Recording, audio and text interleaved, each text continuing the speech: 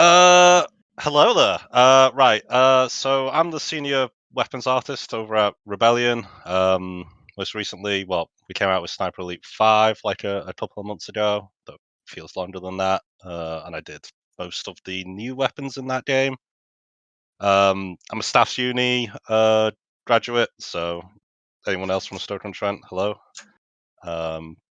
Prior to that, I worked for the army, actually, making like a VR training product for them, where they would, put on like an Oculus Rift headset, give it out to a bunch of reservists, and allow them to practice their skills and drills in, in a safe environment. That's a lot cheaper than send them out into Senny Bridge training fields and blasting the countryside with blank ammunition. Um, but anyway, so I'm gonna go and show like a modeling pipeline workflow. It's called Pro Boolean Dynamesh. It's one that I don't think a lot of students get exposed to. I know it wasn't taught at Staffs when I was there. And it's like as an alternative take to like using Open Subdiv or Chamfer Turbo Smooth or double Turbo Smooth or whatever the modeling techniques you prefer. So let me start sharing my screen. If you got questions, I think Fox, you're gonna collect them, and then we'll go through them at the end probably. I think that's probably the better way to do it than me stopping and starting every minute or two. So go live, smoother. Let's do better text readability. Julio. So So what I'm going to show you is how I make stuff like, here's one I made earlier. So unfortunately, this is going to be like very hard surface and weapon focused. If anyone's not interested in that, no worries. But like hard surface mechanically dubbins like this. You can also use this technique on stuff like this, or I think even this thing. That's what I managed to do. But yeah, spicy. So that's that. This is like the ceiling. This is like the far end of stuff you can do. And also, don't assume this is not work for Rebellion. We are this. Don't get any ideas as to what might be on the tables next. So yeah, so probably Dynamesh. So actually, I'll go back to so we want to make like sexy, cool, high detailed, high poly models. And what really makes our high poly models pop are these like lovely sort of beveled edges, right, on the edges of our sharp, hard surface objects. And trying to do this in like like Open Subdiv or using Turbo Smooth, it's a bit of a faff, right, because of the topology constraints where you've got like curved cuts meeting curved surfaces and stuff. And because of the edge flow, it really restricts how you can get those bevels to go around, different surfaces and stuff. So what makes the Pro Boolean Dynamesh workflow I'm going to show really cool is it's very like topology agnostic, I guess is the word. It doesn't give a damn. So let's hop over here. So I will say this: I'm going to be using 3ds Max and a bit of ZBrush. If you've never used or opened Max before, I'm sorry, I'm not going to teach you the baby steps of like how to move the camera. I'm going to assume everyone here is like opened 3ds Max before or something. And if you are like a Maya or a Blender user, don't worry about like the specifics. You can replicate this workflow in those other packages. They've all got their own like Boolean equivalents. I think Autodesk Fusion is very Boolean heavy, though I've never opened it. But anyway, so good practice. Before you start, create a new folder or new layer, whatever, and call it your Boolean Operands or whatnot. I'm going to make something like this, like a funky rifle handguard with lots of slots and holes and cuts in it, like a very complex geometric shape. So create a folder called Operands. Make sure you name everything, all your objects, because when you're modeling, it is a collaborative effort. Other people will see your 3ds Max scenes, and I'm not gonna lie, I see box 001, 002, 003 too often, and it fills me with rage. So let's just call this one root handguard Boolean or something, and let's just make this a nice tiny little box, and let's just zero this out. Where's my home plane? Boo, boo, boo, boo, boo, boo, boo. Let's just set it aside.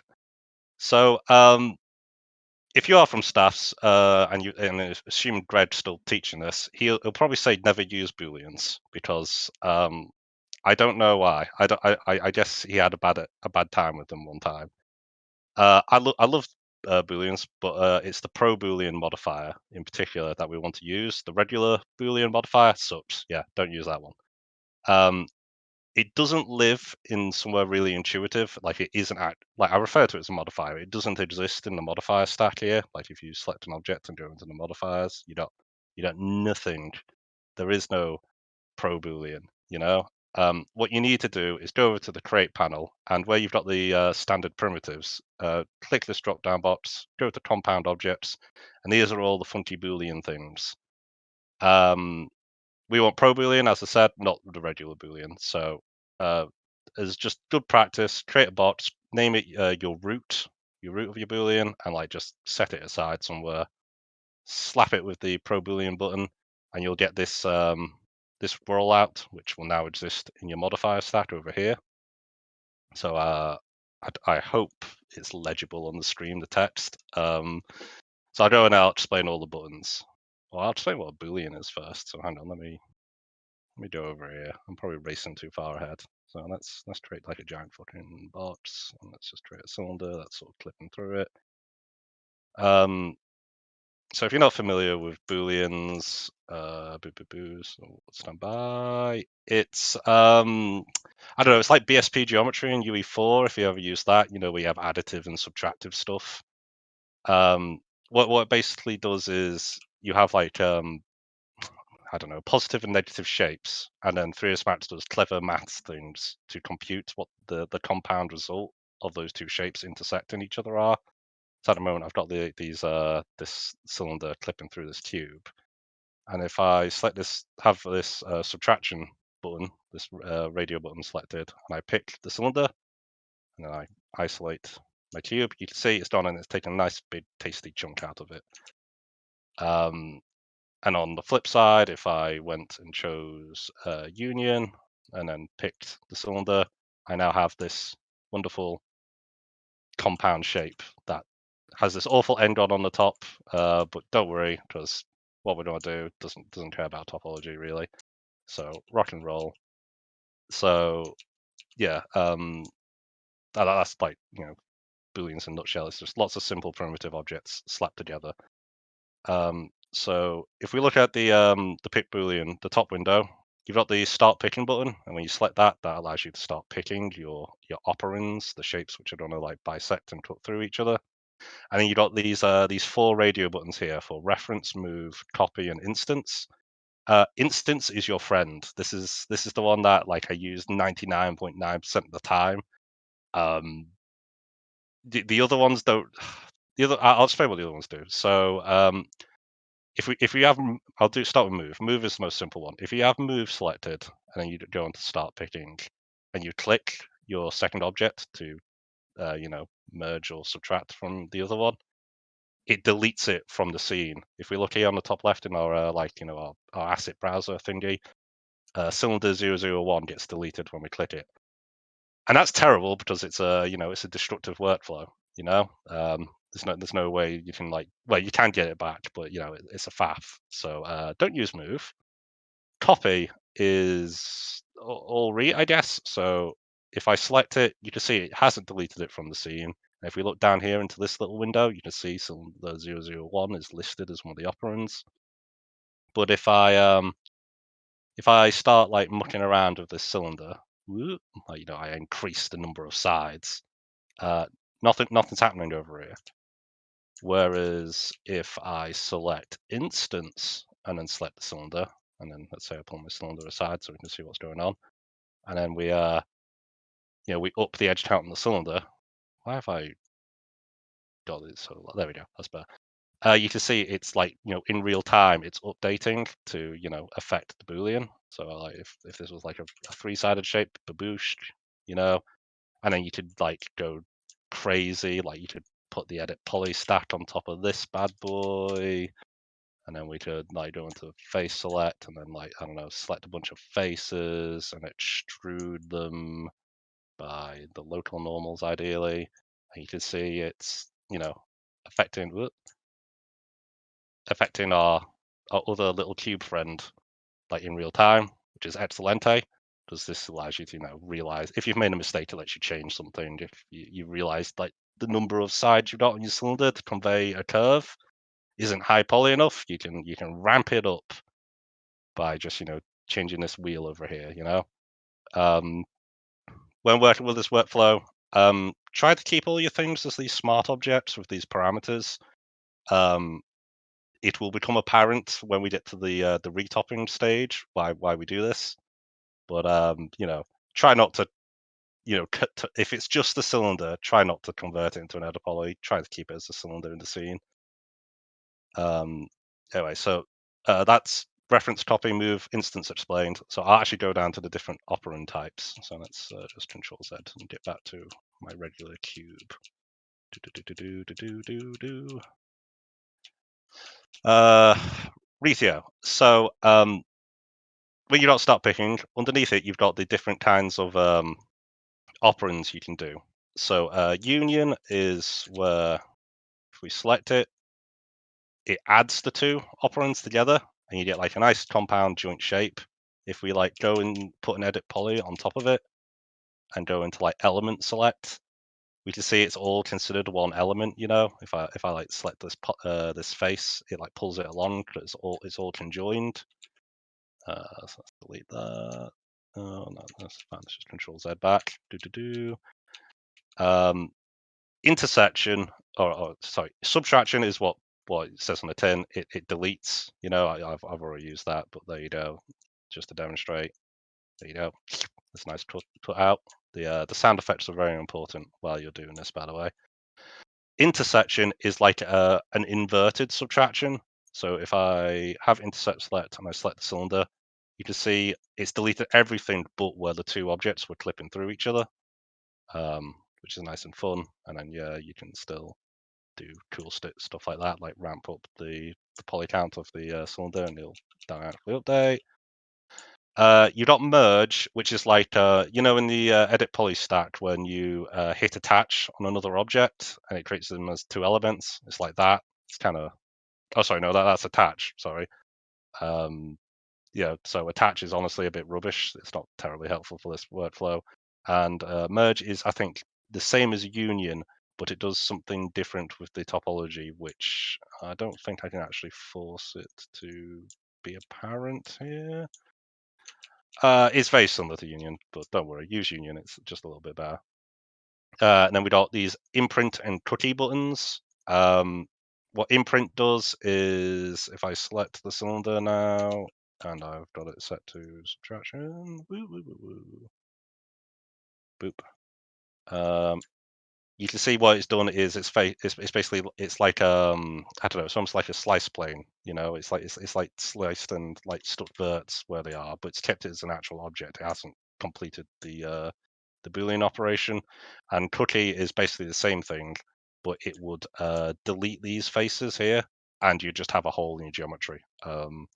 I honestly don't really see a use for these two, but if you want them, they're there. You can use them. So there we go. So that's the basics of them.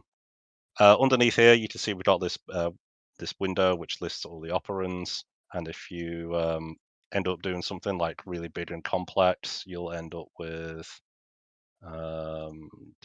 let's get the operands out for one of these guys.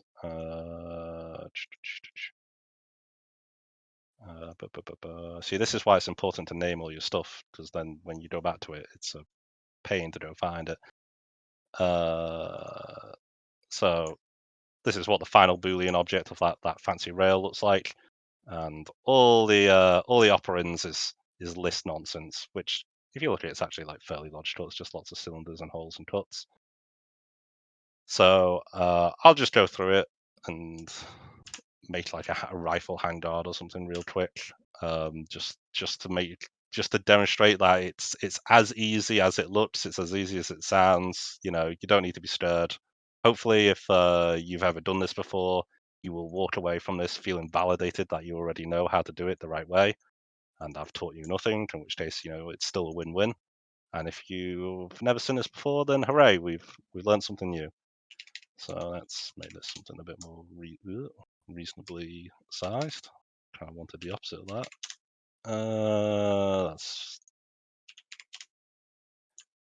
I'm just going to sort of freehand this without any reference. Obviously, references are very important. Don't do it like how I'm just doing it, where I'm just going to just make something up off the top of my head.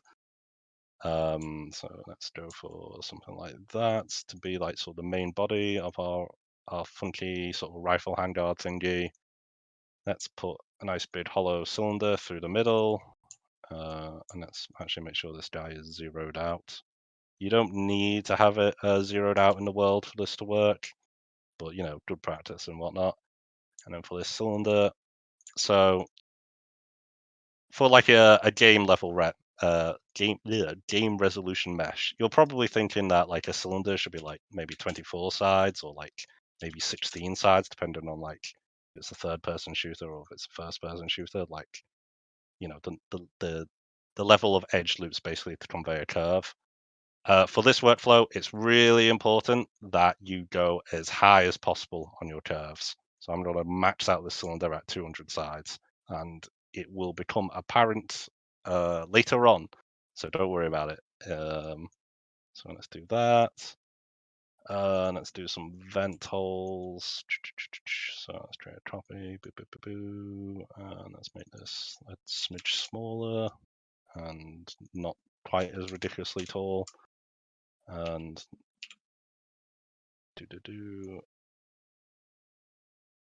another really important part of this workflow is to have a Netflix going on your second screen. You know, I do recommend some Better Call Saul or you know, John Wick's pretty good for you know, getting you in the mood.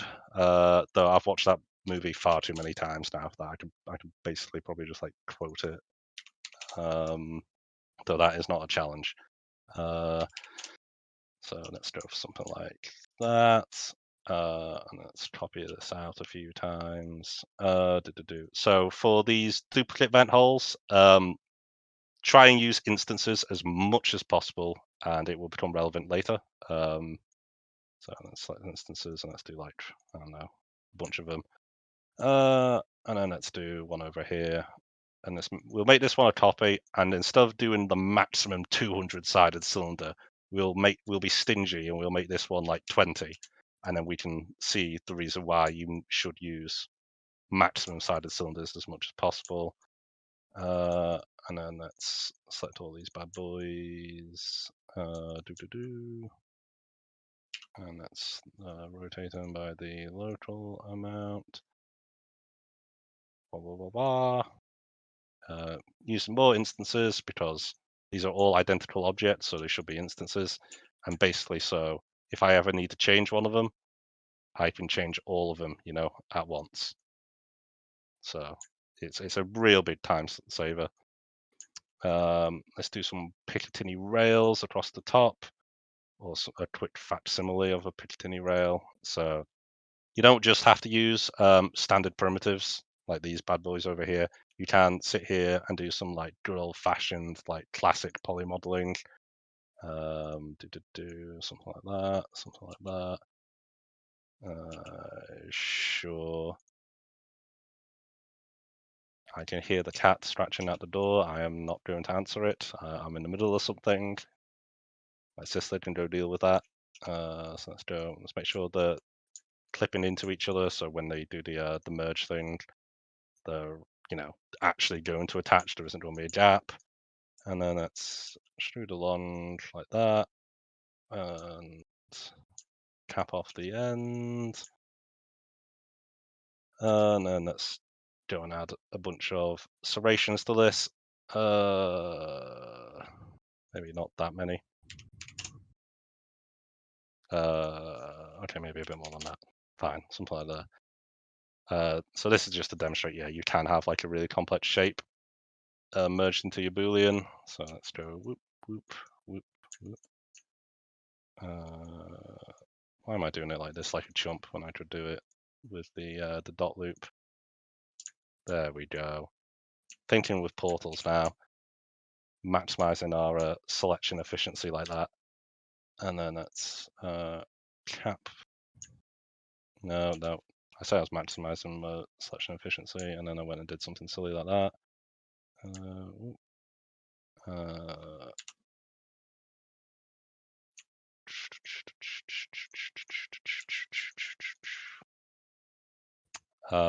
Boo.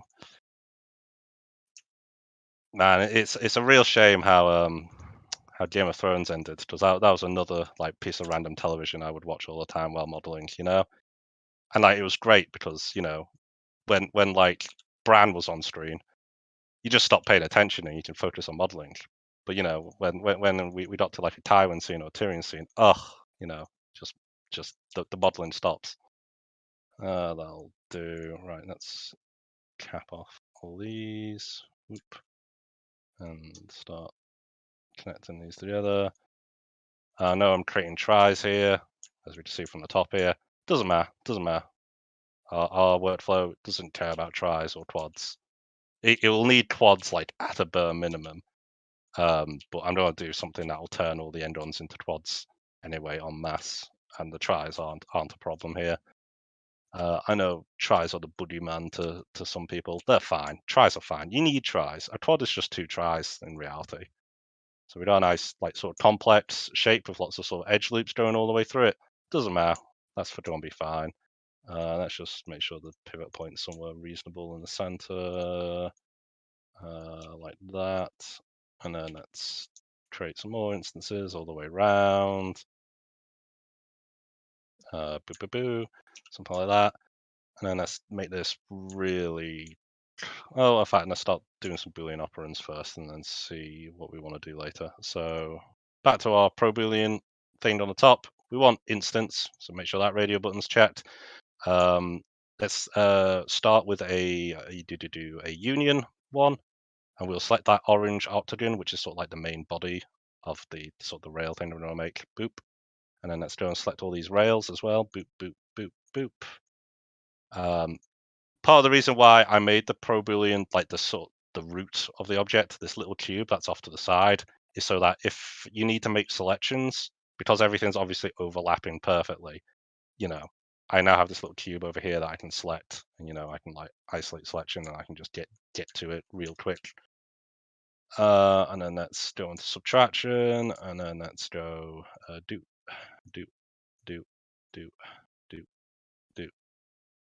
Yeah, the sound effects while clicking stuff is really important. Just so you know. I swear I don't have let's not say OCD. I'm not sure that's the right one. But you know what I mean. I am a very fidgety person. Let's look at that. Oh, okay, and we also forgot to get that big cylinder. Let's get that one as well. There we go. So there we go. We got a nice, like, we got circular holes going through a circular hole, which, you know, if you were doing this in like, oh, you know, chamfer turbo smooth, that'd like drive you crazy, right? But yeah, that's okay. Let's make this even more complicated. Let's really push the limits of like how complex a shape we can make. So let's create a box. So what I'm thinking here is I want some like oblong cuts to go through this thing. So what I'm going to do is have a box and then slap the chamfer modifier on top. Let's increase the amount by a certain amount, something like that. And then where's segments? Let's ramp that up to something pretty high. We'll find out if it's not high enough later on. So 24. Let's actually make that more like 8, 9. Let's do 10. Sure, something like that. And then let's do some like nice diagonal cuts going through this thing. 45 degrees. Whoop. So what you're basically doing, if you can get hold of CAD files, which I was able to do at my old job for the army thing for the handguards and stuff, you can actually like convert these into, well, you can use those for this technique, which is great. Let's make sure there's not side faces, and let's just make this a bit smaller or something like that. Maybe that chamfer was a bit too much. Let's just turn that off. You see what I mean by not collapsing your poly stack too early in the game, because now you can actually like sort of react to what's in front of you and sort of make changes. So let's keep going. Work smarter, not harder.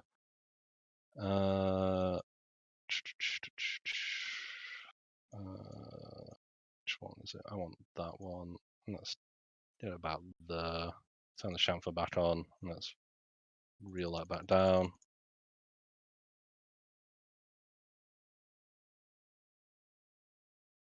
Coolio, and then let's do like a bunch of these going forward, something like that. And then let's hollow out this cavity at the front. So we'll do another box,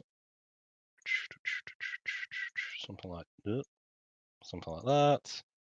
Slap it there. Let's make it zeroed out. Maybe not that far up. Better. And yeah, you use reference. Don't do it like I'm doing here. Like have your reference planes like your top button, front, left, right, and side up. What I did for my university FYP in third year was send an email to Jonathan Ferguson, who's the curator for the Royal, not Royal Small Arms Museum, what are they called? The National Firearms Centre at the Royal Armouries up in Leeds. If any of you guys have been watching those GameSpot videos where it's like firearms expert reacts to video games, it's that same guy, and he's super lovely. And yeah, if you have a good reason, he'll let you go into the museum collection and take reference pictures. You do have to pay to go. I think he charged me something like £30 for every hour I spent in there, so I racked up like 120 quid, like real quick, like just in one day. But yeah, you need a good reason, and like an FYP was apparently a good enough reason for him. And it's if you Google the National Firearms Centre, you can actually bring up not a catalogue, but because it's a museum, you can look up the museum collection. You can see what they got. If you want to do like you can find out if they have like a particular weapon. If you want, I don't know, if you're into CS:GO, do they have an AWP? Like you can Google, oh yes they do, or no they don't. Oh well. So let's keep rolling. Start picking subtraction. Let's get that. Let it think for a second. Let's click that. Think for a second. It'd probably go a lot easier if I didn't have this massive 3ds Max scene with all those MP5 bits lying around in it. Select that. Select that. Select that. Video, and then let's isolate selection. Let's look at the results. See, there you go. Now we got curved cuts on an angle bisecting a cylinder with another curved cut at the top. Like the hair you would be pulling out trying to do this with like open subdiv or something, or like traditional modeling workflows. And let's do. So I haven't done an intersect operation yet. So let's try and think of something useful for an intersect. Okay. So let's do something like, let's start with a plane. We'll shove it out the front. Let's convert to Editable Poly. Hopefully, like the modeling techniques I'm using here are like so simple that you like it. You shouldn't be struggling to follow this. You're like, oh yeah, he does weird extrusion the same way I do. And then let's do like that or something. So this is an intersection, so I'm going to want this to be over here. bridge this. Let's cap this off. Let's select those edges. Let's apply a chamfer modifier. We want this to go from selected edges. Let's increase the amount by a amount. Let's say something like that. And then let's ramp up the edge count to something like that. Maybe that's enough. Move it up just a little bit. Truly out. And then let's select our Boolean thing, start picking, let's swap to intersect. We'll select that, and it should lop off the front here. There we go. And now we've got like a funky, wavy, curved, beveled cut on the front that's bisecting our cylinder cut through an octagon with a bunch of rails on top, you know. And then let's slap some drill holes through the top. I want these to be small. Let's do a couple of these. So 200 sides. Let's put them just sort of halfway going through. It's not clipping through on the other side. Yeah, sure. And let's have it centered on that thing. Let's reduce the radius a bit. And then let's, I don't know, just duplicate like one or two of these out.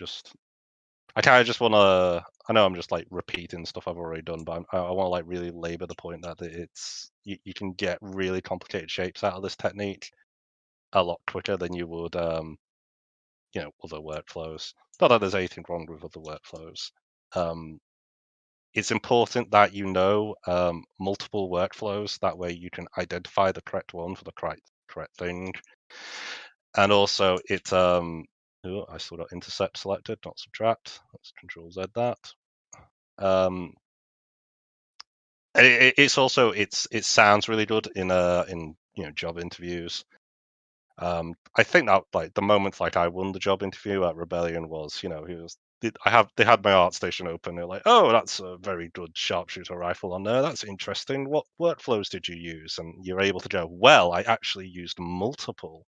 I used Chamfer Turbo Smooth for this. I used, dubbing for that. I used ZBrush for this piece, and I used 3ds Max for that bit.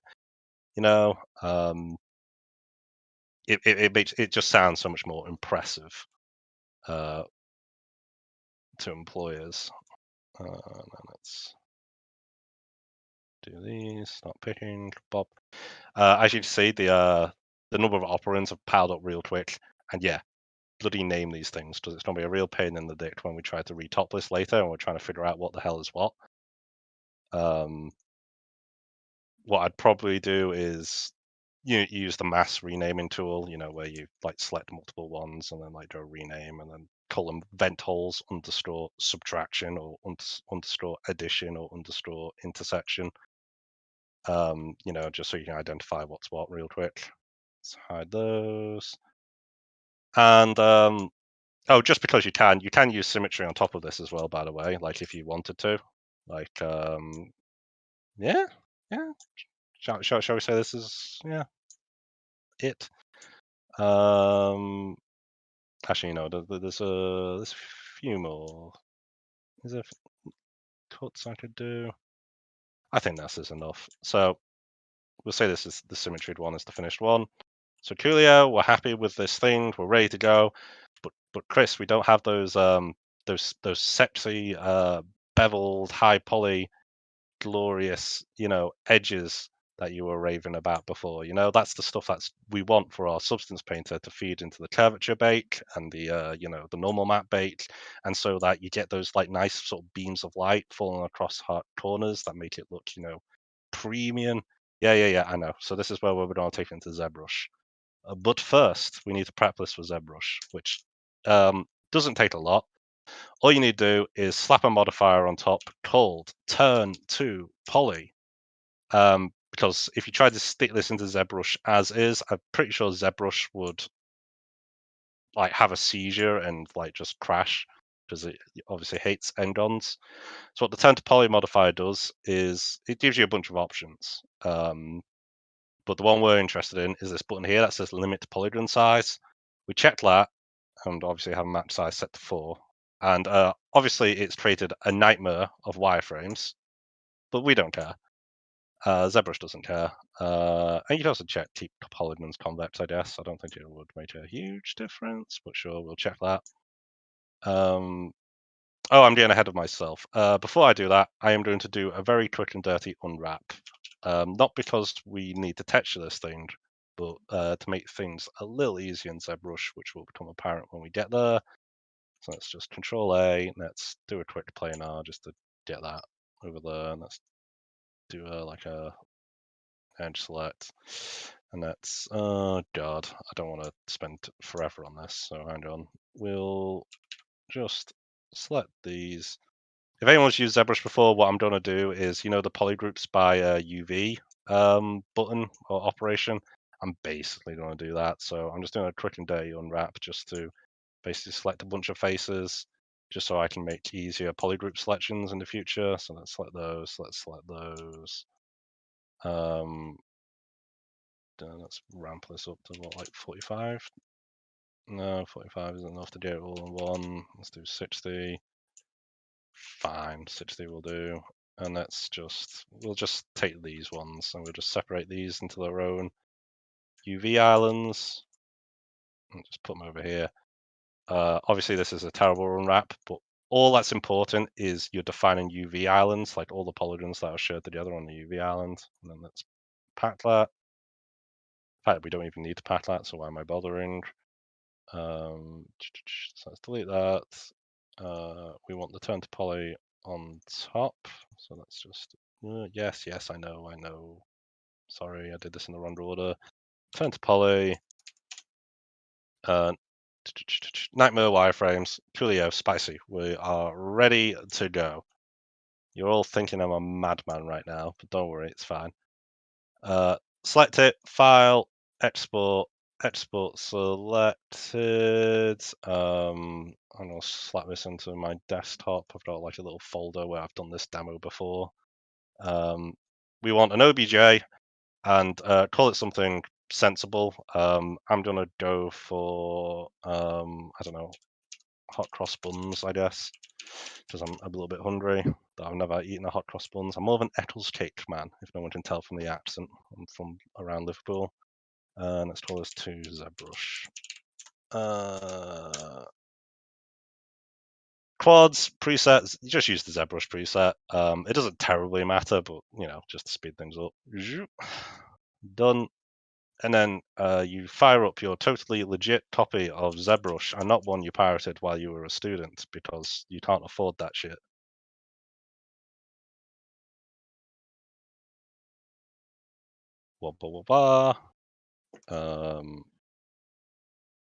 And then you get a text from your mum asking when you're gonna be finished so you can get dinner.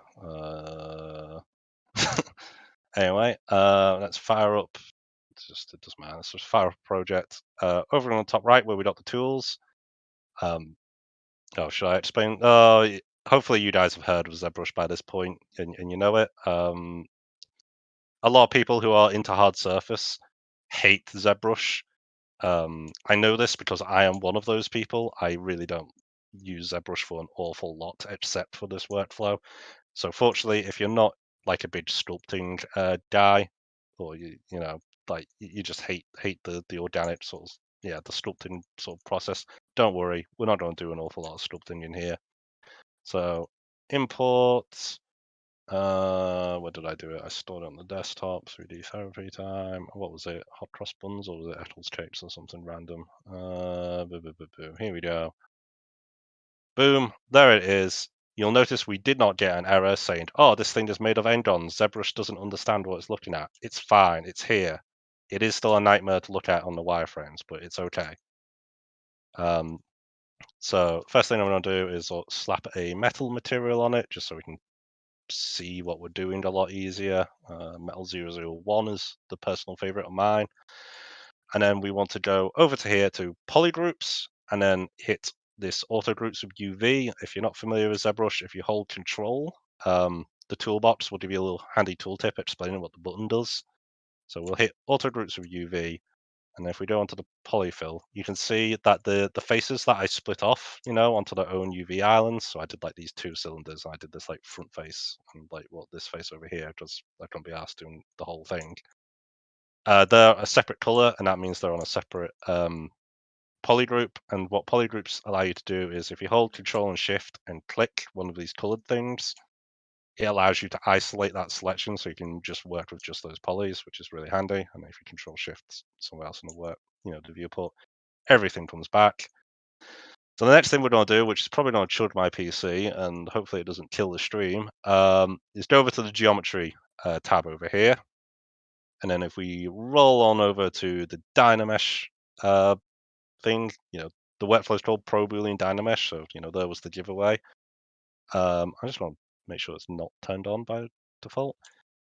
Set your blur to like 0, and you have this like sort of resolution button here. So what Dynamesh is going to do is it's going to look at our sort of our object, and instead of these nightmares, like these nightmare wireframes, it's going to basically like bisect it like by like a very high number. Like imagine, I don't know, like doing like a slice plane over and over and over and over again to turn this thing into lots and lots and lots of little polys that we can like sculpt and manipulate and do stuff with.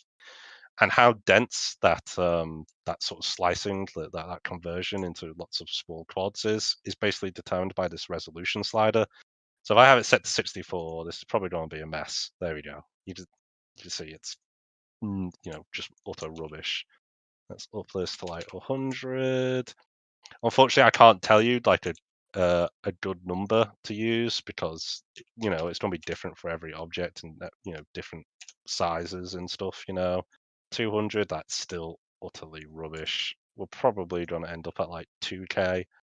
And this, just click it, and then sit back and wait while my computer thinks about it. It's a thinking. Hey, look at that. You can see, so we're still in the wireframe view. If we can zoom in, we got all the loads of tiny little quads. All our terrible wireframes, our terrible topology has been deleted. It's gone forever. And we can now like do stuff on this. You could actually go to a higher resolution. Like I think the most common one I do probably use is around the 4K mark. And that higher resolution will mean you can get finer and finer details because you've got more topology to play with. I'm not going to chance crashing my PC on stream, so we'll just rock and roll with this. So now that we're here, we can finally get those sexy, juicy, edge bevels that we want on the side of our rails and our hard surface stuff. So it's very, very easy. Close the geometry tab, go to the deformation tab, and we've got one here called polish. So you've got this polish slider. There's this little button here. It's like a hollow circle, or it's a gradient circle. And they're basically 2 different algorithms for polish. And rather than trying to explain what they do, though, if you hold Control, the little tab thing will appear and explain it for you. I'm just gonna do one, and then I'll do the other, and then we can see what they do. So the gradient circle, this is probably gonna look like an utter piece of rubbish. It's gonna melt. It's gonna look like melted cheese. It's gonna look like an ice cream that's been left out, too long in the sun, or like an ice sculpt. There we go. Ugh, awful, horrible. Now, if we use the hollow circle and we ramp it up to 100%, and then sit back and relax and let it go. This will take longer depending on how high your Dynamesh resolution is, by the way. And this is, it's really important to have, some good television to watch while you work. Or YouTube, watch some Let's Plays, listen to some music, do some Spotify. Hey, look at that. That's done our light beams that we wanted. Obviously, as I zoom in, it looks a bit low res, and that's because I didn't ramp Dynamesh resolution all the way up for the sake of expediency. But that's basically how you do it. That's how you get the sexy bevels on your really complex compound object. Like if you look at that from like a distance, that looks pretty good. That looks fairly premium. instead of like ramping it all the way up to 100 on the first pass, what is probably a better idea is you do it bit by bit, so like by 20 and by 10 and by 15, and you dial it in. You obviously don't want to go too far and make it look too like melted and cheesy, but it's actually you don't want to do it too little. Like if you have like a real life example like to look at, you'll notice that these bevels aren't actually as hard as they're not hard, they're like razor sharp, but for your bakes, if you do these bevels to a realistic, in quotation marks, amount, you'll get just worse baked results. They just won't look as good in Engine. You won't get those sort of those I guess is specular highlights the right word? Like we can see here on this circle here, we're getting this nice like highlight, this like light beam that's going around. And also, right, we can see these are the vent holes which I did at 200 sides, right? And if you look at them, they look like cylinders. And if we look at this bad boy over here, the one I did at 20, you can see like you can see it's 20 sides. You can see like it looks low poly, like it looks jagged. It does not look nearly as smooth. And that's why you need to really ramp up the amount of edges in this workflow that you need for a curved surface. While you're also in here, we are in ZBrush, so we can do sculpting if you wanted to sculpt, So, I typically don't do a lot of sculpting, but the kind of stuff you can do in here, for example, is where's the clay tubes? Is it CT? Is that? Yeah, that's the shortcut. So, like welds are great in ZBrush. So, as an example of something I did earlier. If we, my computer's really chugging. If you see this, like we got this nice sort of weld mark here on this MP5 receiver where the iron sights mount onto, and there's no way you could model that detail, right? Just using standard, Polygon modeling techniques. You could maybe like do it in the Substance Painter using like the height channel and like a brush or something. But if you wanted it to actually be baked on, in your normal map, you'd have to do it like this in ZBrush. So for weld marks, what I tend to do is the clay tubes brush, then with the hollow circle alpha, this little guy over here. And let's reduce the draw size down a bit. And I mean, yeah, there you go. That's like welds. We're making like it doesn't really make sense because the rail wouldn't be welded onto the handguard on like a real life rifle. This would be made out like a continuous piece of extruded aluminium or aluminum if you're bloody yank. But yeah, that's like how you do welds, and then you'd obviously go over it with a smooth brush, just to make it not that strong. I don't really have the resolution here to make it. You can see it looks very anti-aliased, right? The welds. This is where when you did that Dynamesh pass, you would have maxed this out probably to 4K or something, Those poly groups I was talking about, right? They're still here. If we turn the wireframes on, you can see we've still got this purple face at the front. And this is so you can do, so you can see when I did the welds here, it went over the edge onto, let me just Control Z back far enough, over the difference. So if I Control Shift click like that, I can now, go all the way up to the edge. And now it's not really going across. We are getting a bit of distortion where, we don't have enough the polygon resolution of the edge. You could also, what's the keyboard shortcut? You could use it to drive your masks, and then you could use the where's the masking thing? You could do the mask thing, and then you could blur the masks to get a nice transition. And then if you did have like some rogue, so if you did get some gubbins like this like awful corner here, well, A, you wouldn't really get it if you're at high resolution, but B, what you do is you just go back to that deformation thing, that polish thing, and you hit it with another polish, and it should like erode that away for you. But that's why we have the poly groups. If, for example, you wanted, when I did this this polish pass here to get all the juicy, sepsy bevels, you'll notice it applied it evenly across the entire object. If I'd only had like this turned on, using the polygroup selection and then did the polish, it would only affect the stuff that's visible. And so that's how you could get, different bevel amounts on different surfaces.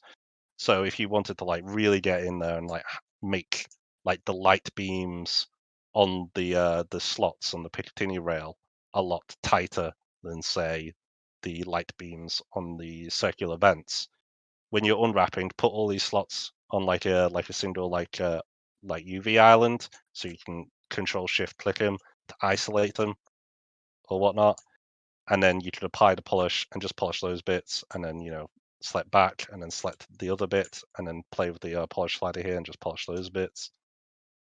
And I mean, like, yeah, you are in ZBrush, you can hand smooth stuff if you wanted to. I think you're insane, but you could do it.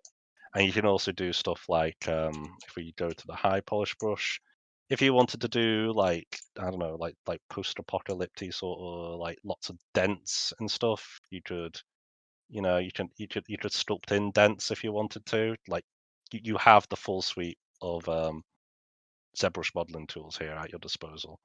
I don't really do an awful lot of that, just because of the nature of like the guns I make. You don't tend to get like big wet like chippings on the edge, you know.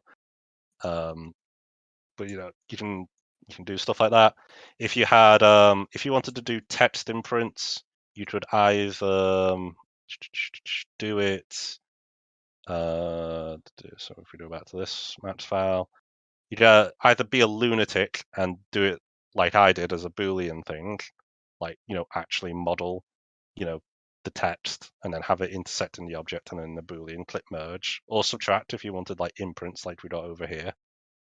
Or you could create like a a black and white alpha and put into ZBrush as an alpha and then like just sort of stamp it on, Or you could do it in Substance Painter, which is probably the easiest way, using a height channel or something.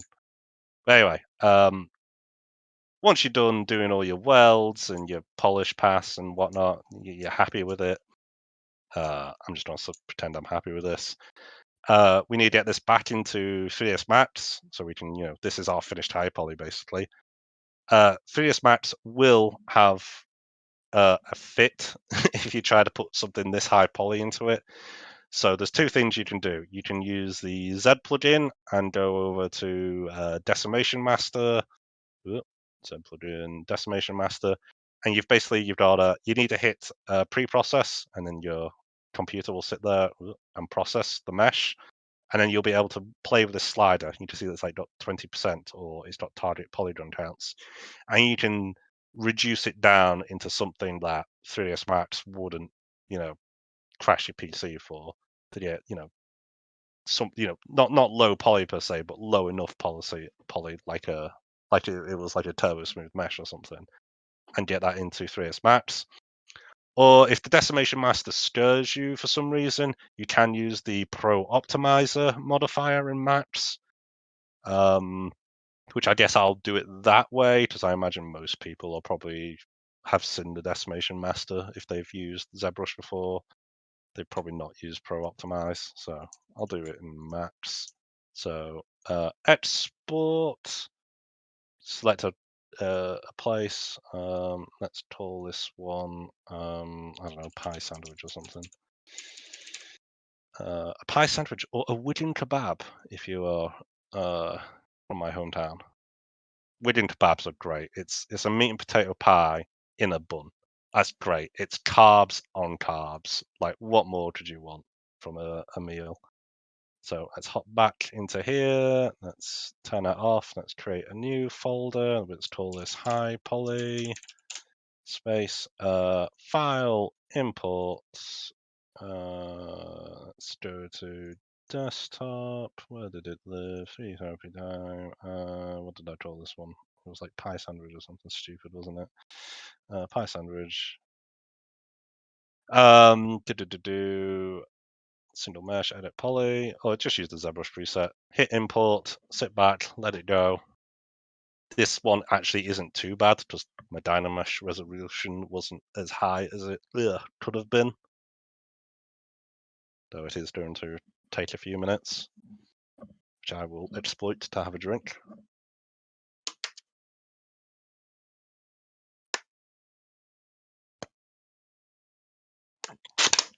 Ugh.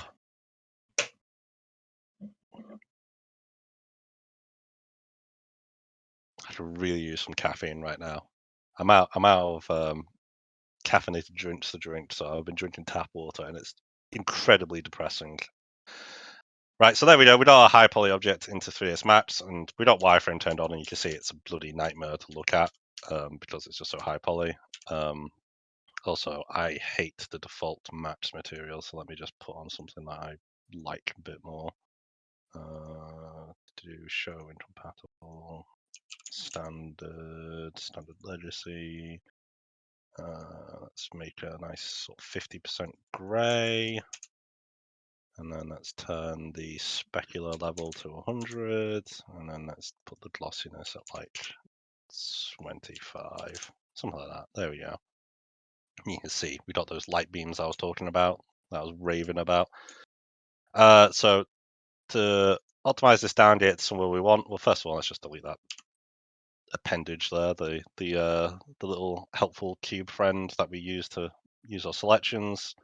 Modifier list, Pro Optimizer, and yeah, it's basically just a decimation master from ZBrush. You hit calculate, you sit back, and then you can play with that that slider to reduce it by from 100% to 20% or whatever, 50%, 60%, etc., etc. It's going to take a hot minute, so I'll probably rant about another random television show or something. Oh, I know I should probably talk about video games. What have I been playing recently? Man, you don't play a lot of video games once you get into the game industry. That's the sad thing, just because your hobbies become your job. Do a lot of VR recently. Beat Saber's great. Boneworks. Oh, Boneworks is so fucking good. I'm so excited for the sequel, Bone Labs. That's coming out soon. Do recommend. Blades and Sorcery is fun if you're a psychopath. It's not really my jam, but people who are into knives and melee stuff, they get off to that game. You've probably seen memes of it on Facebook where like people have done Star Wars mods and they're like chopping Jedi up. And there we go, it's done. So you can either do it by vertex count using a scrubber bar, or you could do a percentage. I'm going to do it by percentage. Let's see what 10% looks like. Give it a second. We basically want to get this number as low as possible without like getting weird artifacts like shading, like sort of things. So like 10% doesn't actually look like any different from 100%, right? Like if we go back to 100, give it a hot second to think about it. Okay, so there is a single we're getting a single shading like error that's occurring here, but aside from that, 10% actually looked pretty good. I'm gonna go back to 10%. Also, my PC is chugging a little bit now, so there we go. That's a lot better. You can collapse this modifier.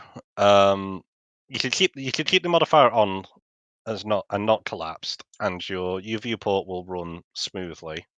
But it will mean your 3ds Max file will take longer to open because it still needs to load the 100% mesh and then apply the 10% mesh on top of it. Like while it's running, and then it'll speed up.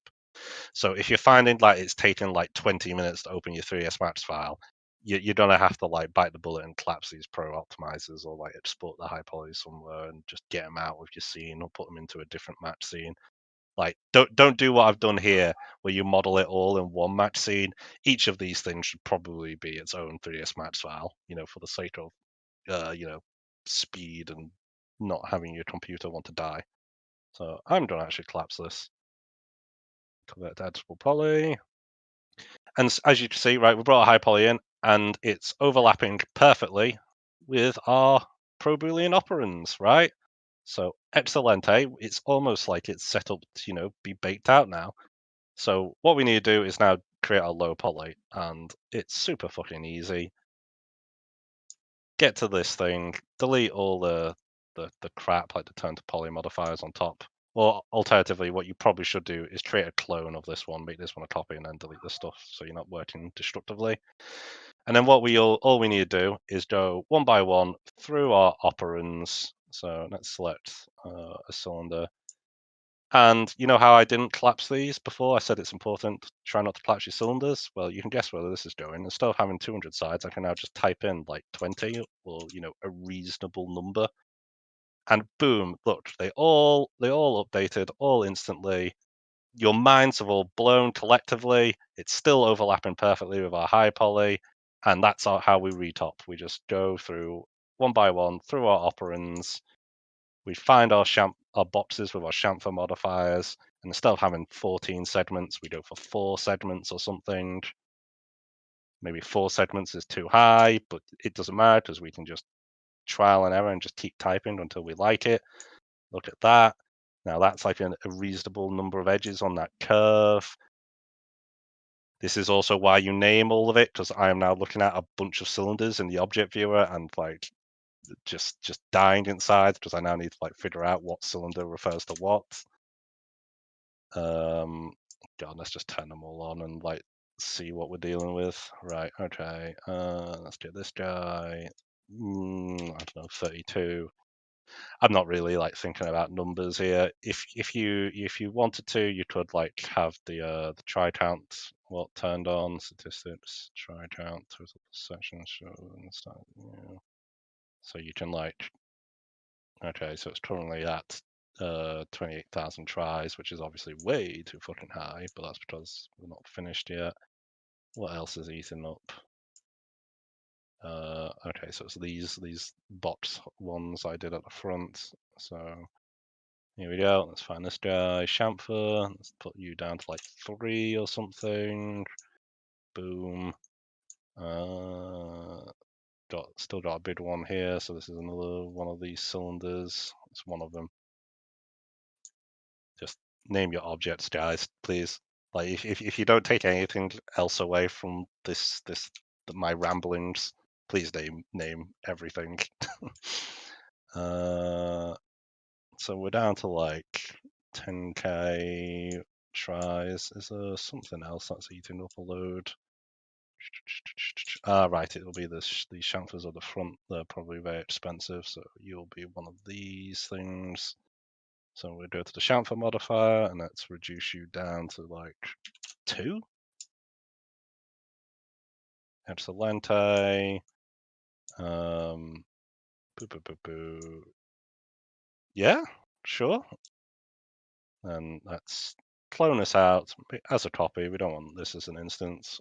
Let's put you into a new folder, and let's call you our low poly. And I mean, there we go. We're like 99% of the way done, right? When it comes to low polying, all we need to do now is like, turn all these n-gons into like, actual like quads and tries. If you do have like a very simple object, you can actually get away with a cheeky turn to poly modifier on top. It will not work here. And then limit polygon size to 4, and it will quad and try everything up. But yeah, for a complex thing, this won't work. But if you were doing something simple, do I have something simple? I don't know. If you had like a small enough object or a simple enough object, you could probably just use that turn to poly modifier, and then mission accomplished. We got them, boys. But now it's just we're in the monkey work now, where you have to get in here. We'd probably delete. Let's do a slice plane just to make sure it's off the bottom. Delete the bottom, so you need to retop half. Delete that thing, and start just connecting up the verts, and yeah, until you're happy with your low poly. And then when you got your finished guy, he's ready to go. He's overlapping your high poly perfectly. You can send your low poly into Substance Painter or Marmoset or whatever the hell you don't use to bake. You can send your high poly over. Excelente. We get the light beams. You can get all the dents in that you need to do. You can even get the weld marks and all the other shenanigans. There you go. That's the Pro Boolean Dynamesh workflow. And this is where Foxy tells me all the questions that piled up over that long, continuous rant. Howdy. Uh, Or Jordan, yeah, sure. Right. Oh boy.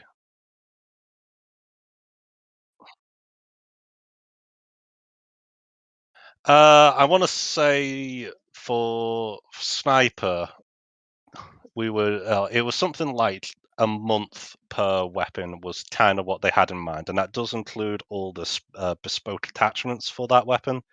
So, for example, like if you had a sniper rifle and it had like a long barrel, a short barrel, a medium barrel, and it had 5 different stocks that were bespoke, like unique to that thing, about a month is like the time limit. In reality, it didn't need that long. Uh, I got all the weapons done with 6 months to spare, which is why I got promoted to senior. um, but yeah, about a month is a benchmark. Try and get it down below that. Like 3 weeks, maybe 2 weeks for a weapon if you don't have to do a load of bespoke attachments.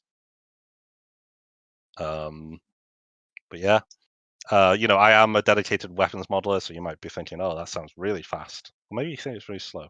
Whatever.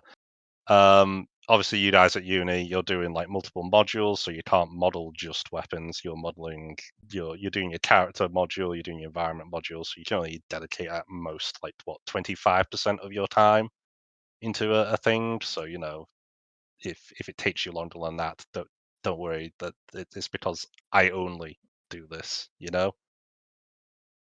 Um, yeah.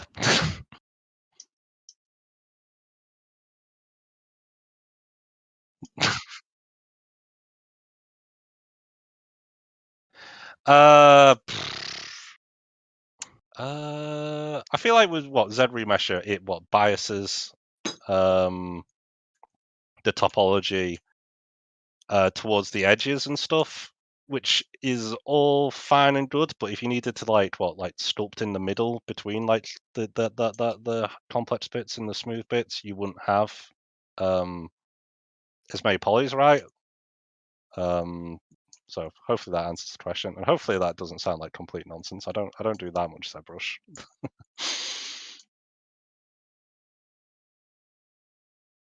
Oh, really? Oh, wow. Come on, speak up, guys. Uh,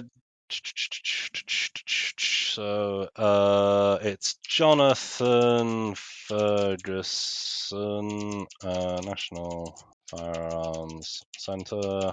Do. Here you go. Royal Armouries. He's recently did a book.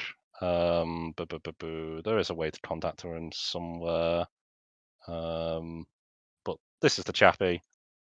And also this is the website where I think you can actually look up what they have in the small arms collection.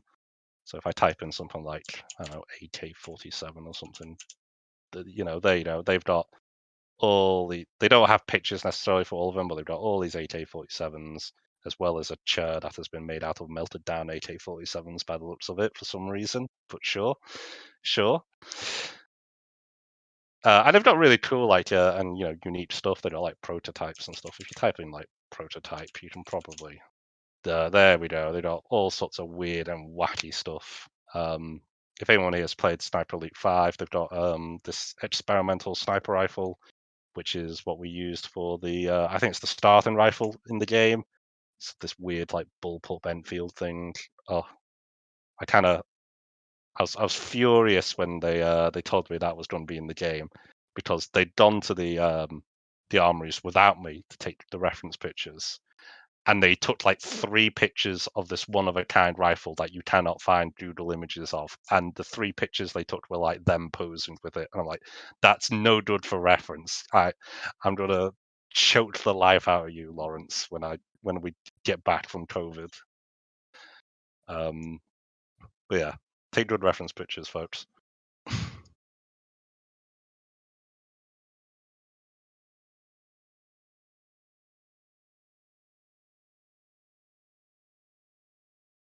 I thought this was going to take 2 hours. Look at me, I blazed Um, through that. so there was a question about how long do they give you to make prop slash hard surface assets? Oh, did you? Yeah, like Oh, yeah. 3 weeks or so.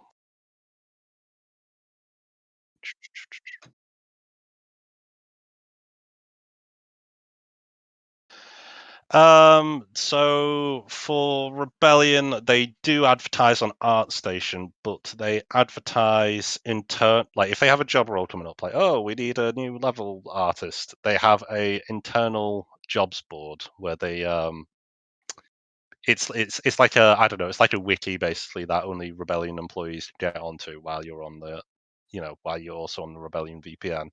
And there's a jobs board and you can see everything, and they post stuff there like a month in advance, and that way people can recommend people before it's posted online. But the postings are like 99% of the time on ArtStation. My first job making stuff for the army, for the VR training products, I made a bunch of guns for that. You can actually I'm pretty sure fucking BBC Click of all people did a video on it. Yeah. God, it's cringe. Don't watch it. Like the reporter doesn't know anything about it. But these guys contacted me through LinkedIn. So yeah, I have a LinkedIn, obviously, because that's what they got to me through. I don't really curate it very well. It's just me resharing Sniper Elite posts every now and then, basically. But for these more I don't know, it's the army, right? They're not like the most, I can't think of the right word. They're more traditional, right? So they're probably gonna contact you through um LinkedIn, and I don't know, like ArchViz employee or sorry, companies, or people who require 3D modeling for more traditional companies. They'll probably go to you through LinkedIn or ArtStation. They probably will have never heard of it. But yeah.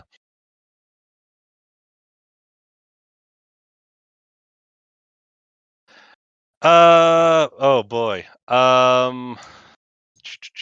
God, should I get my terrible ArtStation up? We can kind of look at the timeline then. I don't have any stuff from Sniper on it yet. I need to figure out how we're gonna do that. Chris MCW. No, hang on. Let me. There I am. Oh. So this one here is what, end of year 1 of uni during the summer, and then this one was before I got hired at the Army VR guys. And then you can look at the dates sort of in between them. What really helped me with weapon modeling is, I don't know if you guys have heard of Chamfer Zone. It's I think he was like the lead weapons artist for a bunch of God, I don't know what for a bunch of stuff. I want to say Far Cry or something. And here we go. I went through first year of uni, and on my Todge, I went and bought this tutorial because I saw this AK and went, oh, it's orgasmic. Look at that AK. And I went through and did that over the summer. And then when I came back into year 2, I could basically do the Chamfer Turbo Smooth workflow that he teaches in this tutorial. So I do recommend this one as a starter one to learn. And it goes through everything. It goes through high poly, it goes through low poly, it goes through unwrapping, it goes through baking, it goes through texturing, and that's the industry standard workflow. It shows you maps, it shows you Substance Painter. Those are the most common things. Though at Rebellion, we are pushing for everyone to move off Autodesk products and onto Blender, because apparently the costs of the Autodesk license are astronomical, and they want to cut that down. So there is a big push for Blender right now. So maybe get ahead of the curve and watch a Blender tutorial instead. There you go. This guy has Blender tutorials.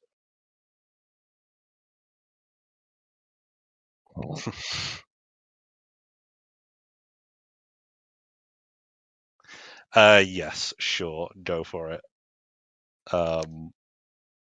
Yeah. I'm Christopher McWilliam. I'm pretty sure I'm the only one. It'll say senior weapons artist at Rebellion, so you'll know it's me.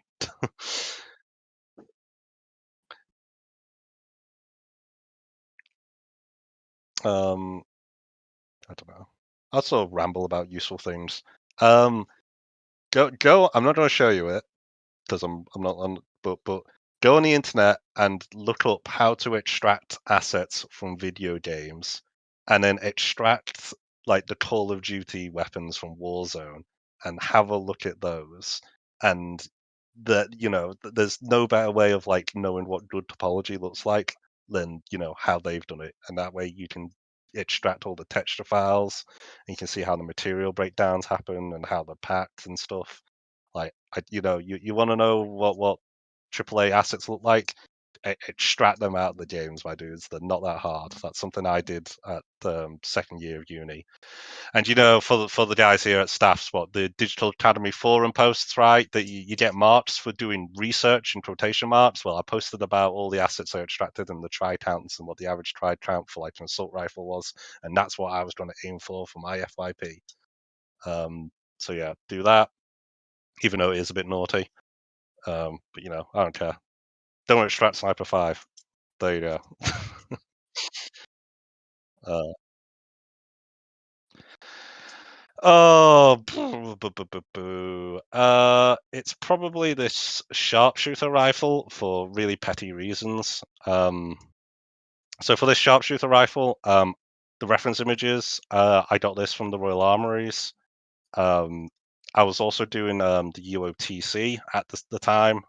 So for you guys who might not know what that is, the UOTC is basically the University Officers Training Corps, where you basically join the army while you're at uni and on your weekends, and every Wednesday night it was for me, you go to an army base and you do training, and on the weekends you're out in a muddy field in the Lake District, getting rained on and firing blank rounds into the forest and learning maneuver warfare and small arm stuff. But anyway, so this is the British Army sharpshooter rifle, so it had a bit of an allure to me, so I wanted to do it. So yeah, I was able to. This was the first one I used that pro Boolean technique on for. You could probably you're looking at like this fore end here, and you're like, oh yeah, that's you can see that was just ripe for the Boolean. And the ATOD scope is another good example of like what to use that workflow for. But so it was good fun because I had lots of good reference images. It was fun to show me my army mates, and they were like, "Oh, cool." We didn't actually have any of these in our UOTC units because we're too poor. We got a load of hand-me-down equipment and a load of crappy SC-80 rifles with like old SUSAT scopes and whatnot on them. But also, this was the rifle that got me my first job, because I imagine what happened was the recruiter guy typed in L129A1 into ArtStation, and at the time I was one of two results. It was this one, and it was the squad one, which doesn't appear to be here. So in terms of search algorithm optimization, I fucking nailed that. And yeah, it was the only like good one. They went, "Oh, look, he's a student." I was doing my master's year at the time, and they said they were interested in buying it off me, and I was like, I did it on an educational license, and they're like, "Oh, okay." And I also mentioned I'd done the army stuff at uni, and I was graduating, and they're like, "Oh, how about a job?" And that's how I got my first job. So there you go. There's another pro tip. If you don't do weapon modeling, don't do an AK-47. There's millions of the bloody things on ArtStation. You're never gonna get caught out. Try and pick something a bit more esoteric. I'm not sure if I'm using that word correctly. But uh, something more specific. I don't know. I can't really think of a good example because it's hard to think of a gun that's hard to think of. By the nature of the problem. But try and get something a bit shiny, and yeah, that isn't an AK or an M4.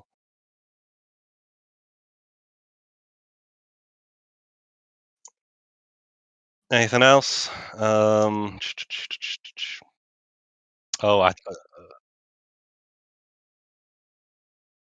sorry.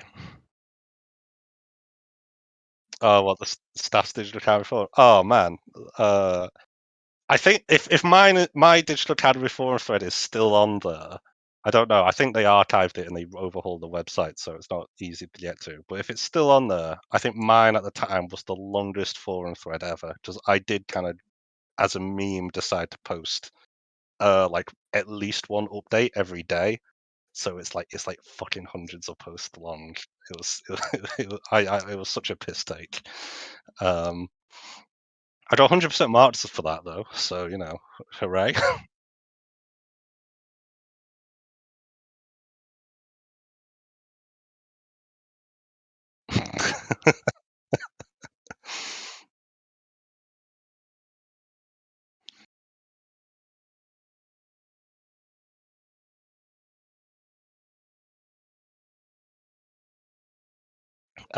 Yeah, you do have to like sort of thread the needle though, because if you do pick like an obscure thing that no one's bloody heard of, no one's gonna have a blue clue what it is that you've modeled. Um, so there is a sweet spot there. Um, yeah.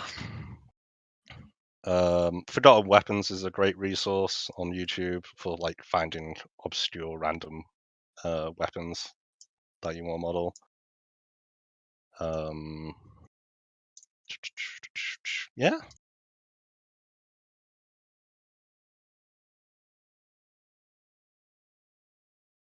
that workflow. Oh, actually, excellent thing. How do I share a link? Polygon. Um, God, what's his name? The lecturer. Is Elliot McSherry? Is he still at staff? He recommended it to me after I'd made like a rifle handguard with lots of vent holes, the old-fashioned way with like chamfer turbo smooth as a workflow.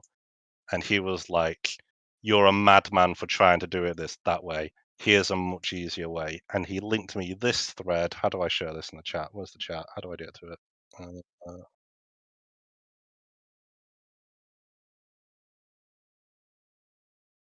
Yeah, yeah, yeah. There you go. There's the forum thread that he said I should go do. And you guys like copy that link because it basically sums up what that whole hour-long rant is in like a forum thread, you know. And if you scroll through it, um, you can, yeah, it shows loads of examples of like the kind of stuff. Um, oh, body about the screen share, don't lie. Like this kind of crazy ass stuff, and yeah, this forum thread just breaks it down step by step, nice and easy. So if you find yourself forgetting what I've just done, then you can use this as like the cliff notes. It was done by this chappie. He's called Ben Bolton. If you go on ArtStation, search for Ben Bolton. And just it's just all the hard surface doneness. Look at that. Look at that. Ugh. Ugh. Not so sure how I feel about the Hello Kitty pistol, but still, everything else though. Ugh. Right. Love it. And it's just that pro Boolean stuff taken to the max, Just fucking crazy.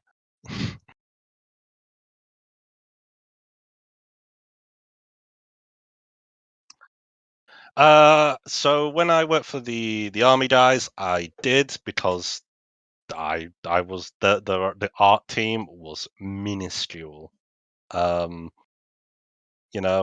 however, at Rebellion, we got lots and lots of people, and I do not anymore. Really, I haven't done much texturing at all in the past like 2 years. I've been at Rebellion. So in terms of like, oh right, so say it's we're midway through Sniper Elite, right? Wake up.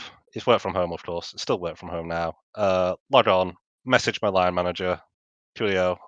I am at my desk now. If you need me, you can send me emails. I'm going to do XYZ today. fire up the internal company wiki, go to the weapons page, find out what weapons need doing. Sometimes I believe it's supposed to actually be done through Jira, but they, for some reason, like all the other assets that need doing have Jiras associated with them. If you've ever heard of that software, it's basically, I think, Trello or something. I think that's like another equivalent. But for some reason, the weapons weren't on there, so I always went through the wiki. There's the list of weapons to do. I just picked one, I get on with it, and I'm responsible for the high poly, the low poly, the unwrapping, the baking, and then I pass the substance files off after I bake them to Martin Carter, who used to be the weapons artist at Rebellion. He is now the studio head for the Runcorn artist, and he doesn't have the time to do the modeling. And also, not to flame him, I've like looked at some of his models and they're not the greatest.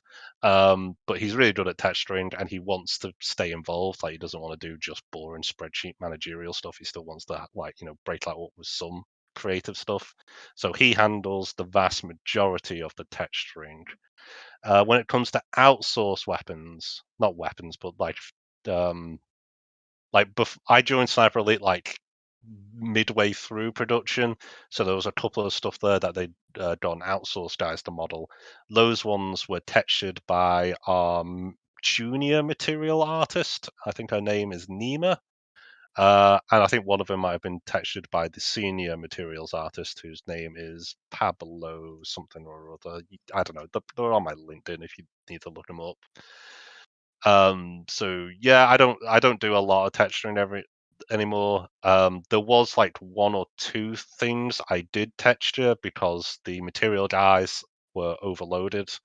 And then Martin Carter, my line manager, who also does a lot of the texturing, he all had other shit to deal with. And I was, kind of not. I was working on a lot of low priority work because I'd gotten the weapons done 6 months early. So, for 6 months of my life, I was modeling, hey, Chris, we need a shoebox, or we need a wooden crate, or something, that's this by this dimensions for some reason. And I'm like, yep, Julio, I'm on that. And so during that period, they were like, oh, we need, I think it was a couple of attachments and one handgun texturing, and I just did them. But it isn't the norm, at least for me. I imagine at a bigger studio, you know, you probably don't do the texturing as well as the modeling. If you look up I don't know what's the Call of Duty weapon artist? Is it Ethan Hiley? Ethan Hiley. If you look at that and look at the weapons, you can see, here we go. He's broken down who's done what. He did the game model, he did the high poly, and the materials and texturing was shared by him and whoever this guy is, Peter. I can't read that. So at the bigger studios, you probably don't do the texturing. It's going to go to the material artist or someone else who's dedicated to that stuff.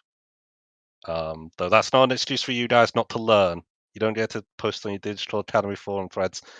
It's okay. My textures were shitty. I don't have to do it in real life. If you're like the smaller studios, yeah, you don't want to do it. If you're at a smaller studio, you might have to do all the rigging as well for animation. So at Rebellion, I don't have to handle that. It's the animator's job to rig the weapons. All I need to do is essentially ensure that the pivot points are in the correct place, like somewhere logical, and that the hierarchy makes sense. So, I don't know, the bolt is hierarchy, is a child of the bolt carrier, and the bolt carrier is a child of the slide or something. The slide is the child of the receiver, and the receiver is like the top of the hierarchy. It's like the root piece, you know. But at a smaller place, you might have to do all that stuff. So I wouldn't, when I was working on the army stuff, I had to do that. I also had to do the animations for stuff like the bolt reciprocating and like the hammer falling on the pistols and the slides coming back under recoil and shit like that. Fortunately, it's if anyone's like you guys are animators and you've animated like a hard surface object, it's loads easier than a soft surface object, because you don't need to do you don't need to do like the weight blending for like where flexible joints are on like a human's elbow. Like there is no equivalent to that on the gun. It's all solid metal hard piece. 100% this is parented to this bone. No need to do, nice gradual fade out on the weighting,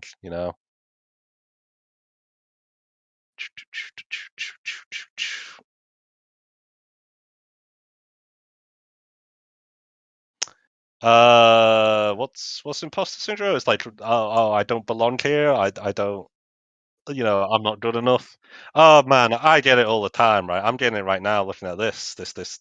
I mean, it's like this. I hate the what they've done to this poor AK, but I love the fucking model and the textures. You never get over it, At least I haven't quite yet. Some days I'm more content than others. Um, if at the end of the day when I send so at the end of every day I need to send an email to my line manager saying what I did with a little like screen snip of what I did, and if I get a good job from him, that normally like makes it go away for like 48 hours.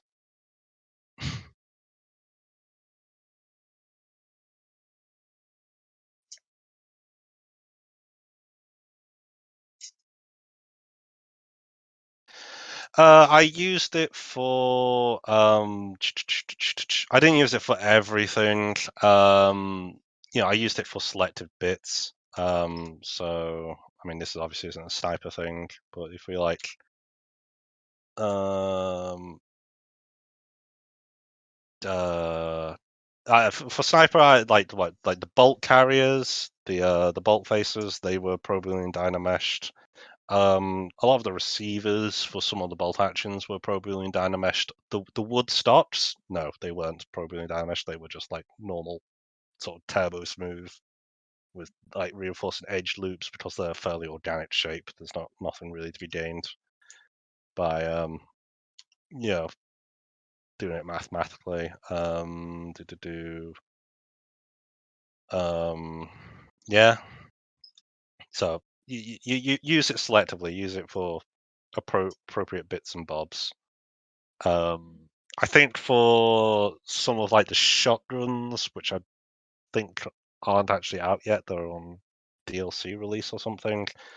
Where I've got like this checkering pattern. Like a shotgun, you have checkering on the grips. I think I did that in with Pro Boolean Dynamesh because I don't know. I was trying to think of the easiest way to get this pattern onto the like the shotgun handguards. And I was like, okay, that's probably it. The alternative you could have argued, oh, just do it as a bloody alpha or something in Substance Painter, but I'm not about that. I wanna I want to model.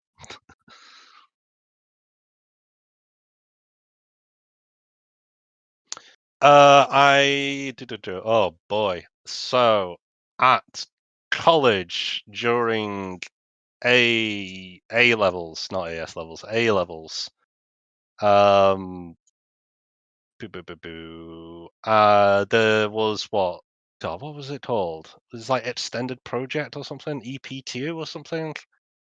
There was basically an extra like A level you could take, and it was like you go out and you do a project, and it can be on like anything you fucking want. It's like I'm going to write a dissertation on the fall of the Soviet Union and the Berlin Wall or something, or I can go out and learn how to play guitar or something, and I'll write a fucking dissertation on that. And I decided, you know what? I took programming as an AS and an A level. I took I think it was called graphic design. It was Photoshop, It was like 2D. I was a fine artist at high school. I did a lot of like life drawing and still drawing. I used to be pretty fucking good. However, I have not picked up a pencil. I think in like 5 years, so that's probably all gone now. Rip. But that's when I first started modeling. But it was really amateur garbage stuff. I'm not even sure if that really counts. Like I really got into it in earnest during year one of uni. That was the real like proper first time I'd opened like 3ds Max and like modeled something.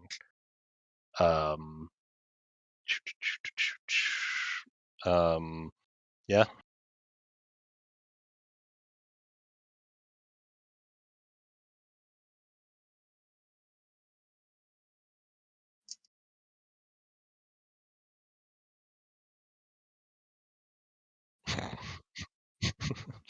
I'm not. I'm gonna assume that I was so concise and clear with that lecture that people have no confusion.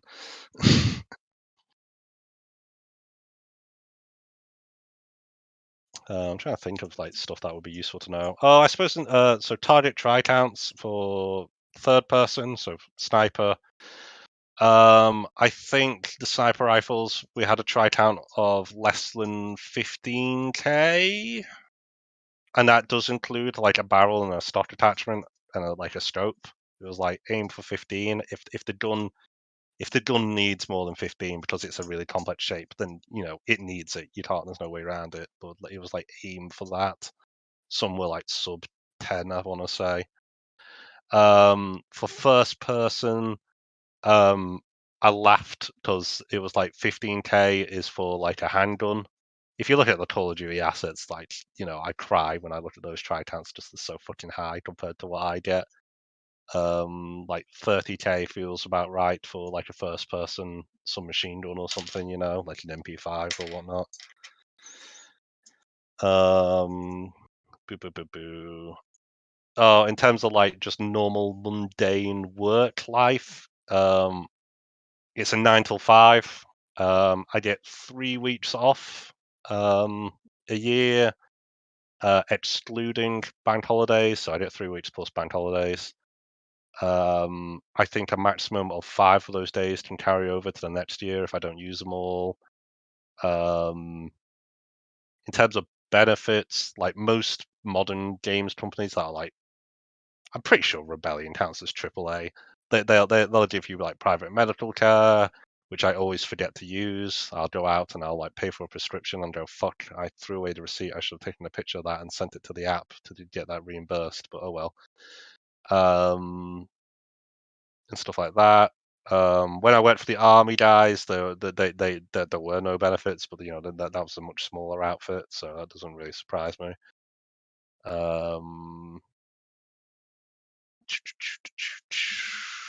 Would you say Maya could work for this type of thing? Yeah, Maya could work. You do. I assume Maya has Boolean tools. You just do all your Booleans in there, and yeah, export your OBJ out to ZBrush and slap it with that good old Dynamesh, and do the polish and stuff, and then export back to Maya.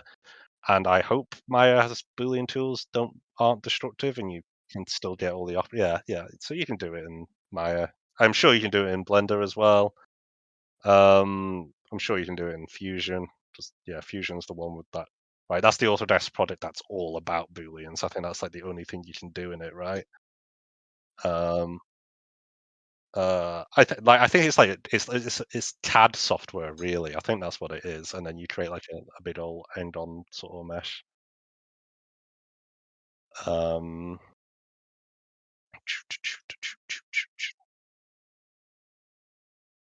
yeah, staffs are teaching Fusion in a second. Yeah, nice. See, you're better than me. I have no fucking clue about Fusion. I just know it's a thing. Um,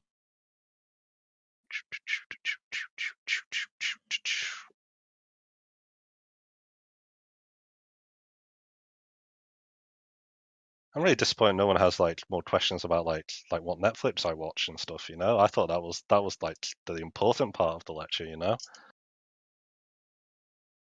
Yeah. uh, I've been rewatching a lot of Better Call Saul recently because that's been coming out, and it's great. I don't know if I like it more than Breaking Bad yet. Um, but it's great. Favorite takeout food? Oh man, my mum loves KFC, and I really don't. But that's what we get most often because there's a KFC local. They always get the orders wrong, right? KFC. I don't fucking know why. Like that's a universal constant of life. Yes, cat. The cat is doing very well. You'll be happy to know.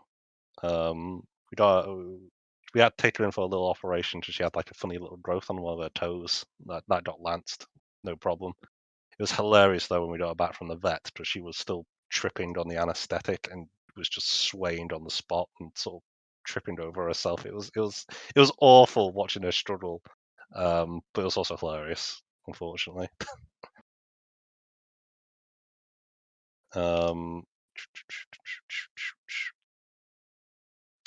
What's the most difficult type of weapons to model? Oh god, the ones you don't have reference images for. The ones that you have really shitty reference images for. Like reference images, really important. Fortunately for Sniper 5, aside from that one prototype rifle, which I was furious that they took really bad pictures of. A lot, like, it's World War II, it's well trodden ground. Everyone knows what a bloody Lee Enfield looks like, or an MP40. It like you Google MP40, it takes forever. Like there's like tons. As a general rule of thumb, what I would do is if you're modeling a weapon, just to sort of circle around, start by modeling the bullets, because you can, if you know you're doing like an MP40 and it's chambered in 9x19 millimeter Luger, you can doodle 9x19 millimeter Luger on with like Wikipedia, and Wikipedia lists like the diameter of the bullet and the case head and the overall length.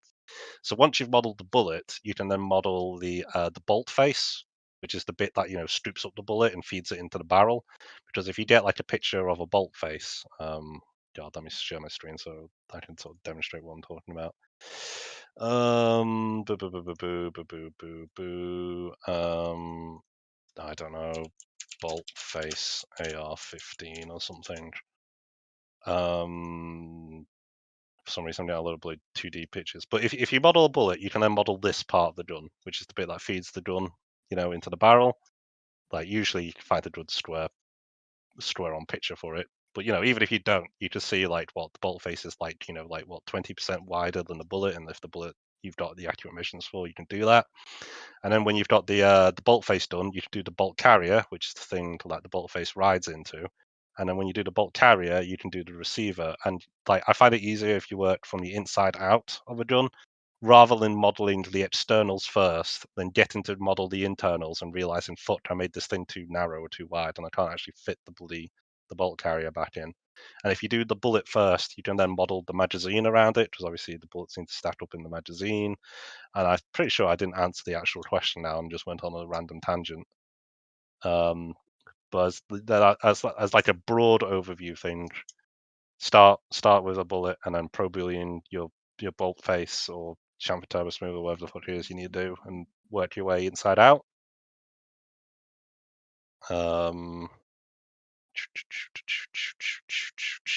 Do you like designing your own weapons? I have not had the opportunity to design my own weapons. So for the army, it was obviously all the modern military stuff that they use in the UK.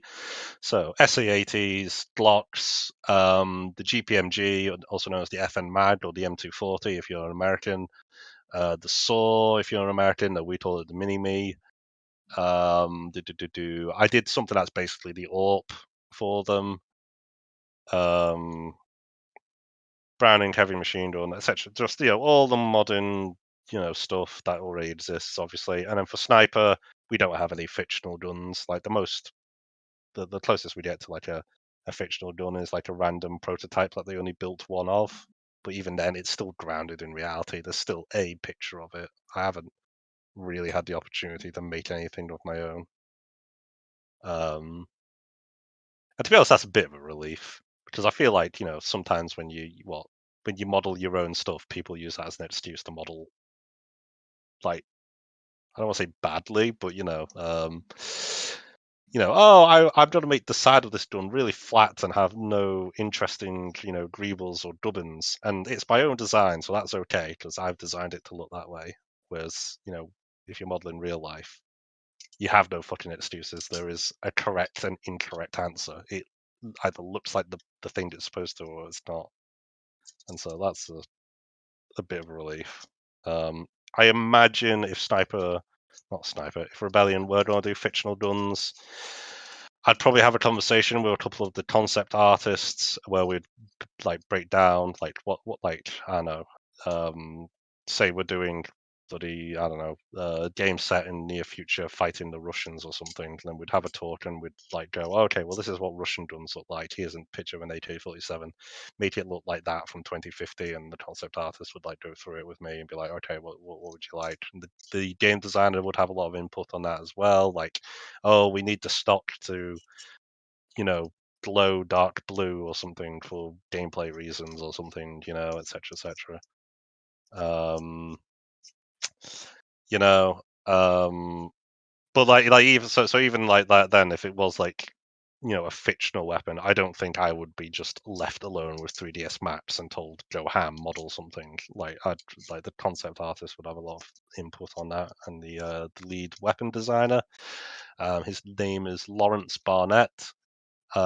He's the one you should take it up with if you have any gripes about Sniper Elite having like nonsense attachments or weapons that don't make sense for the setting. That's all him. Like I hear it loud and clear. I know it's absolutely crazy that there's Sturmgewehr 44s in the hands of every fucking German soldier. That's not my call.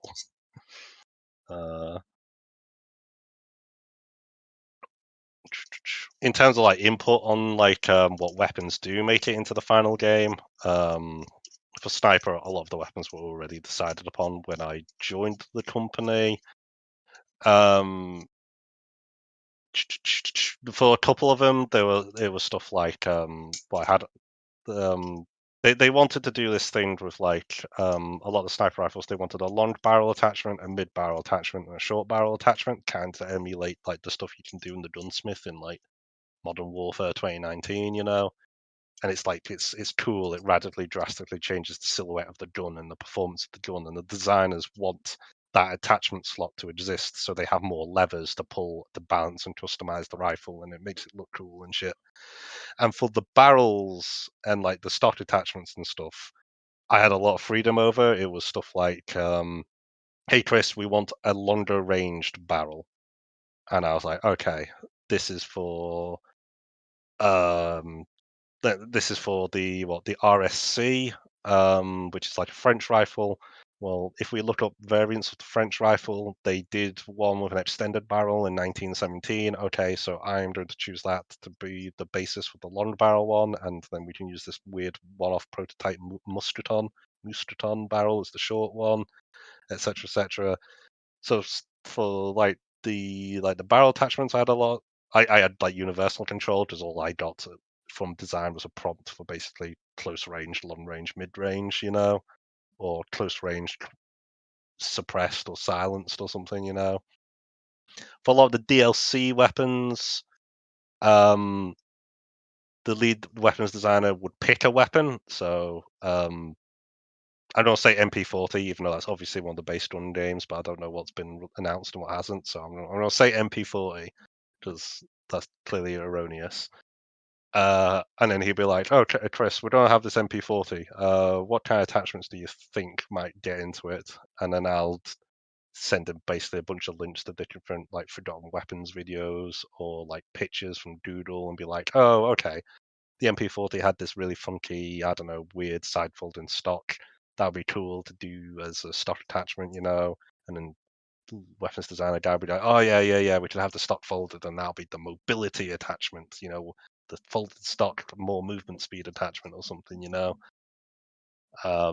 For future projects, I imagine I'm going to have a bit more of a say, because I'll actually be there from the start. But the design guys get the final say. The ones who just want to pick what weapons make it and don't make it.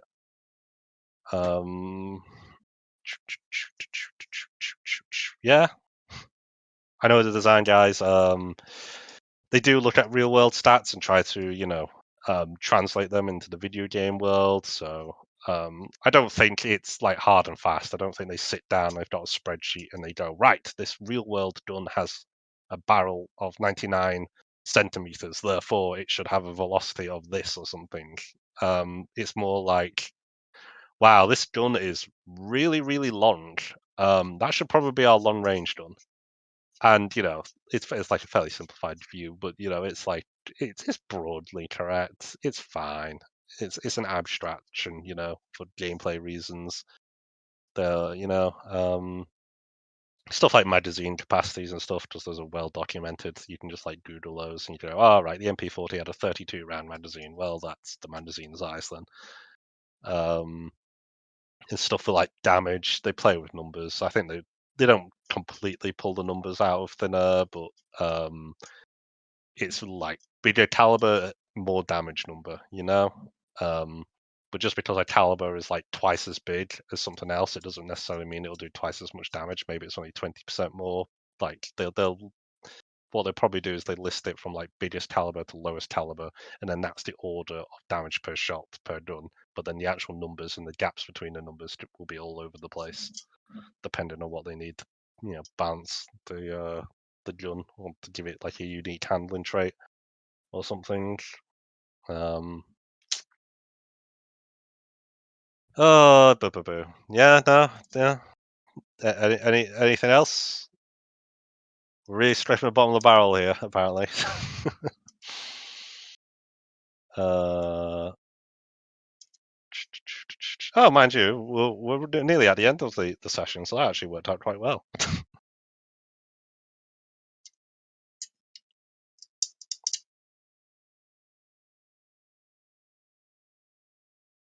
Here's a pro tip for you staffs uni guys. Start working on your final year project in the summer holiday between second and third year.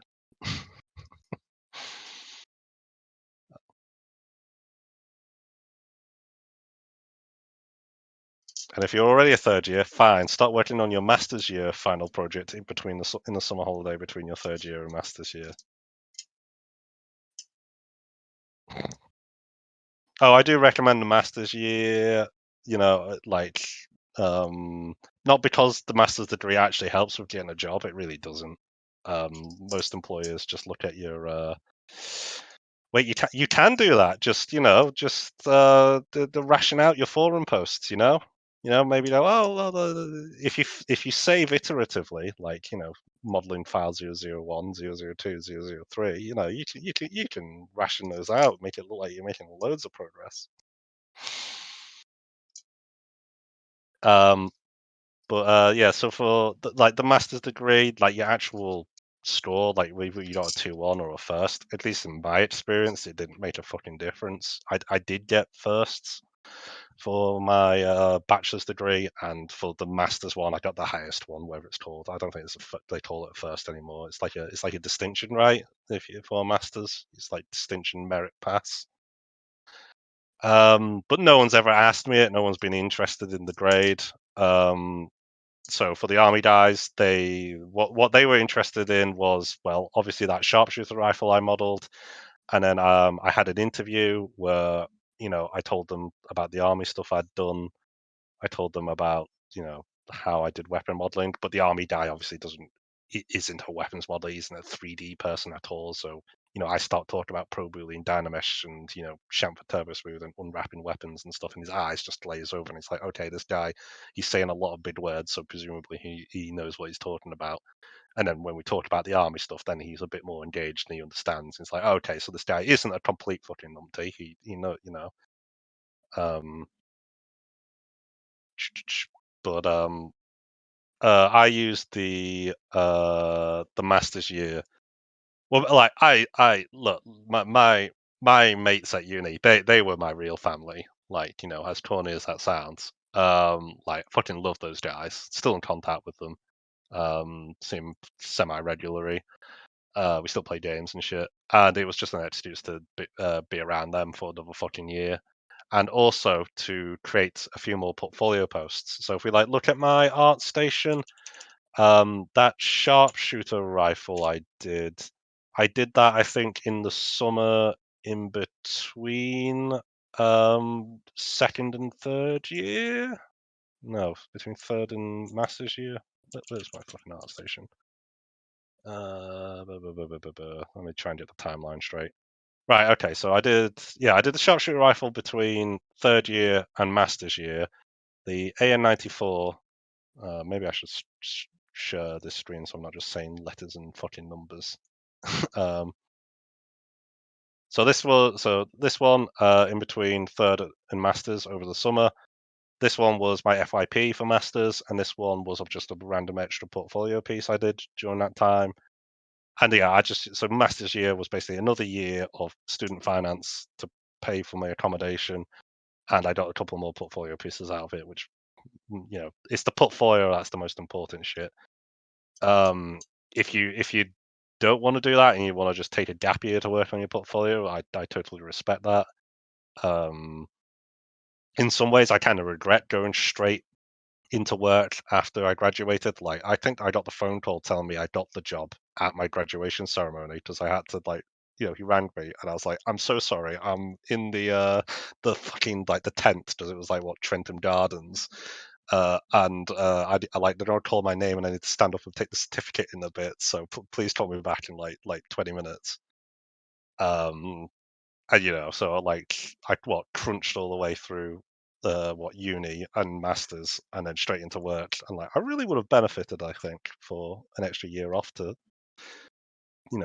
have a lion.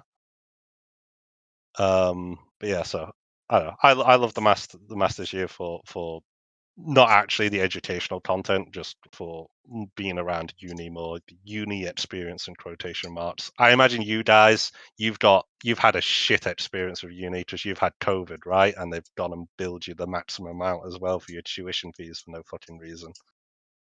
So, but maybe that's colored you, and if you don't want to do it, don't do it. But I loved masters, so I totally recommend people doing it.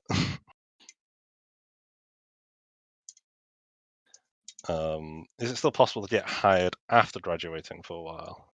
Oh yeah, rip. Oh, big rip, big rip. Oh, I see. Yep. Sounds right. Hired after graduating. Yeah. It's just that they care about you. It's only your portfolio they really care about. They probably will ask you to explain if you had like a gap, but all you need to say is like, I took that year to work on my portfolio, or I took those 6 months to just work my second job or to have a holiday because I was tired after fucking uni, like, like it's not like having a gap on your resume. I don't think it's a big problem. When I was working for the army people, we interviewed. I was the interviewer because we're hiring more modelers, and I was like the only person in the fucking room who knew how modeling worked. So I had to like do those job interviews, and it was like never a problem. Well, it wasn't a problem to me, and it wasn't a problem to the CEO or my manager, whose glorious title was Head of Product Innovation. Like, woof. I have no idea what that actually means. All he actually did was take fucking phone calls, as far as I could tell. Oh, rip Jordan. But yeah, so the uni degree doesn't matter too much. Just good portfolio, guys. Oh, actually, you know what? Let's talk about portfolios. Fucking when I got interviewed for Rebellion, right? They looked at all my weapons and stuff. And they're like, "Oh, that's very good. Do you have wireframe renders?" And I was also like, "Yes, I do. Just keep scrolling. There they are. Include bloody wireframe renders, right? So they can look at it and understand that you're not a bloody lunatic when it comes to like topology. They can look at it and go, oh, right, that looks semi-reasonable.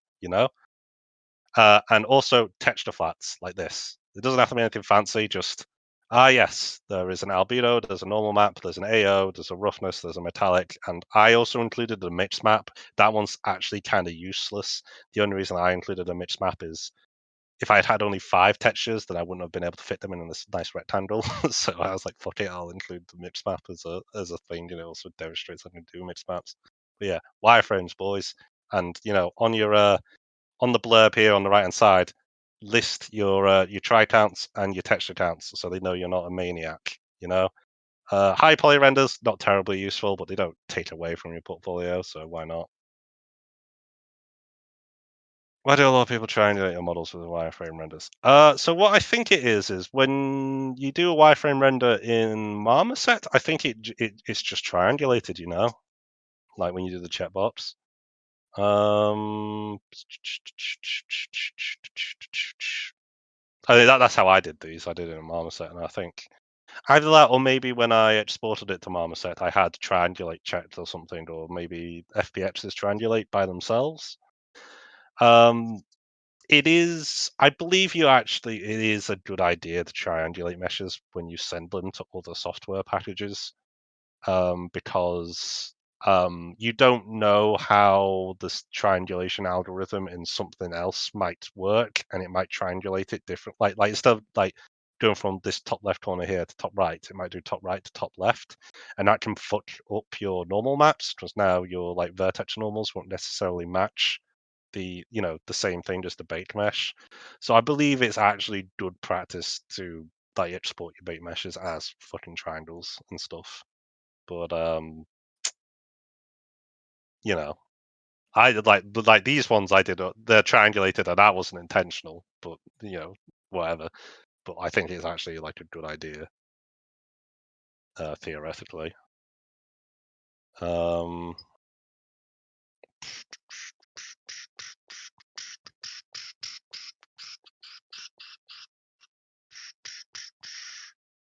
yeah, this one's triangulated too. I don't think I do it intentionally. I think just Marmoset just renders it triangulated.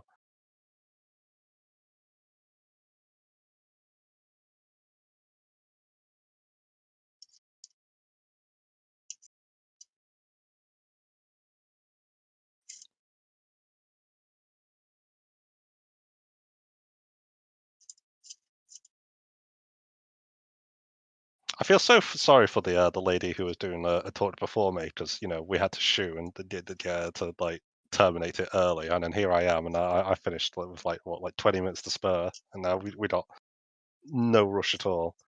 What's my marmoset setup? Oh lord, I've been using the same marmoset scene that I've done for like years. The one that I made for the in that 8K tutorial. I can't really.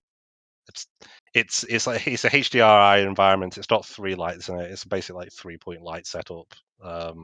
That's about it.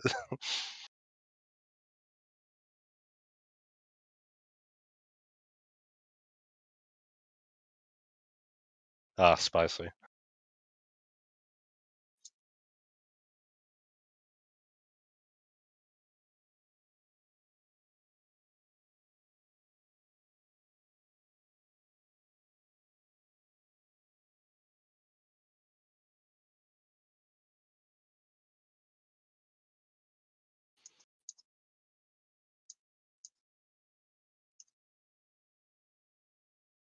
I'm looking forward to these essays that people are typing. Oh wait, no, never mind. No pressure. Heps are.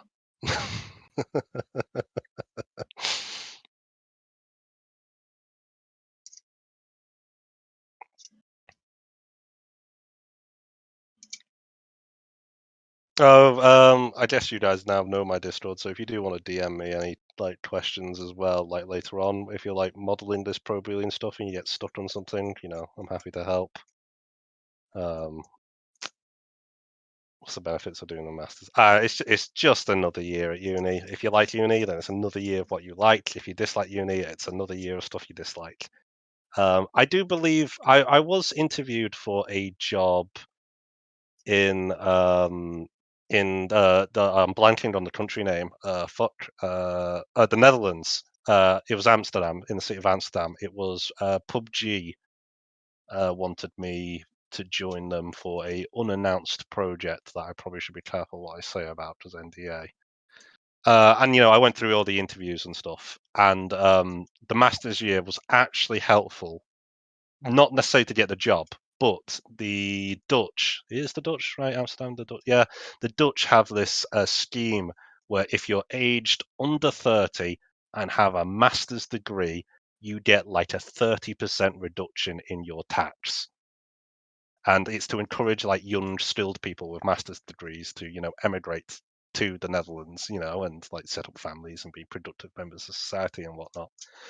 I obviously didn't end up getting the job, but so the master's degree might help in that way. If you're looking to move abroad, I imagine it might be helpful. I don't know what it's like to try and emigrate to the States, but I imagine like getting a green card's easier if you have a master's degree, right? It wouldn't be harder. Oh man, Fox, come on. I'm going. How old am I? 2022. I'm going. I'm at the age where I've stopped counting. I'm going on 28 now, and it's like it's fast approaching, and it's like it's horrifying. I feel like I was only at uni like 2 years ago.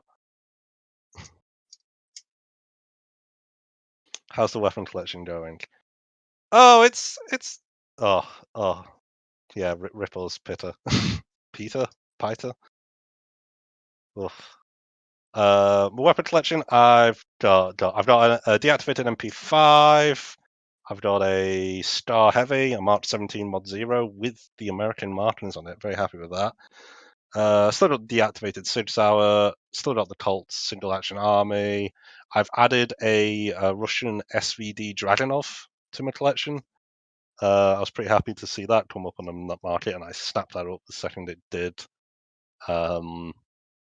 I actually took that one into the office for them to do photogrammetry experiments with, not for any game. This isn't SVD Dragunov confirmed for Sniper 5. This was the photogrammetry department wanted to experiment with photogrammetry and real guns. So I took that one in because it was a sniper rifle and we make sniper games, so maybe it would be useful or something. But yeah, photogrammetry in the guns, it didn't actually really work in the end. Like the photogrammetry guys, they just they tried a couple of different things.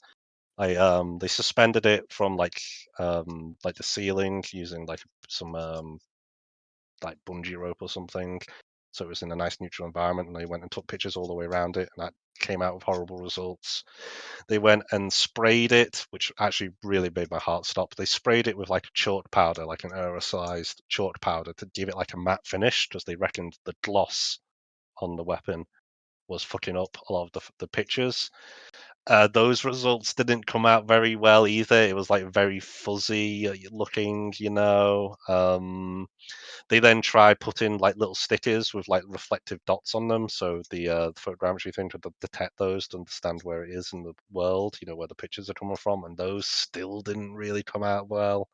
So then they finally gave up the ghost. They got out this little portable laser scanner thing. It looked like a hairdryer, and it just like does a laser, like a wide laser beam, and it like measures the delay, like sonar or something, lidar even, and it uses that to map 3D objects, and that did kind of work. But it really struggled, and it was going really slowly, and apparently it would have taken them like an entire day to do it if they were going to do it that way. Farewell, Kieran. So yeah, so alas, I will not be replaced by a photogrammetry artist and the automated cleanup softwares and whatnot and stuff. The guns still need to be modeled by hand, at least for now, until technology catches up.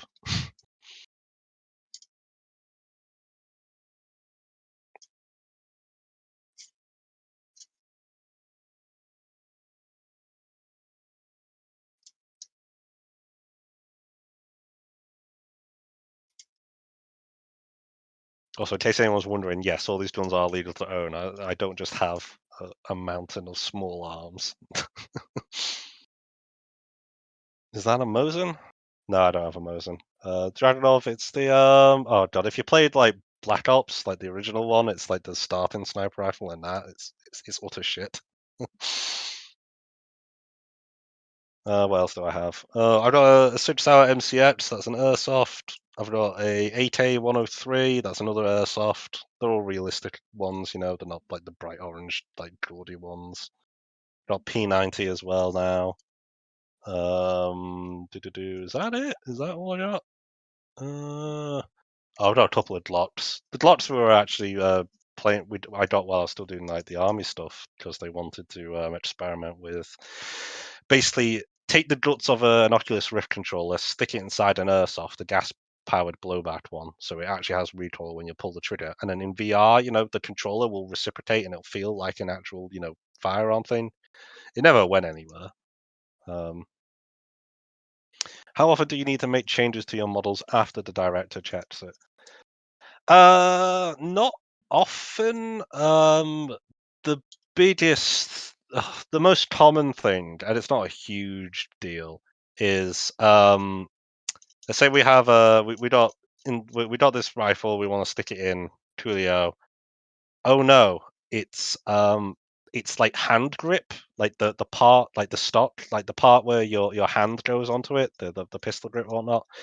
It is at an angle that doesn't match any of the existing weapons. So when we slap the weapon in, all the default like swap to animations, all the holding animations, they're all wrong because the player character's fingers are clipping through.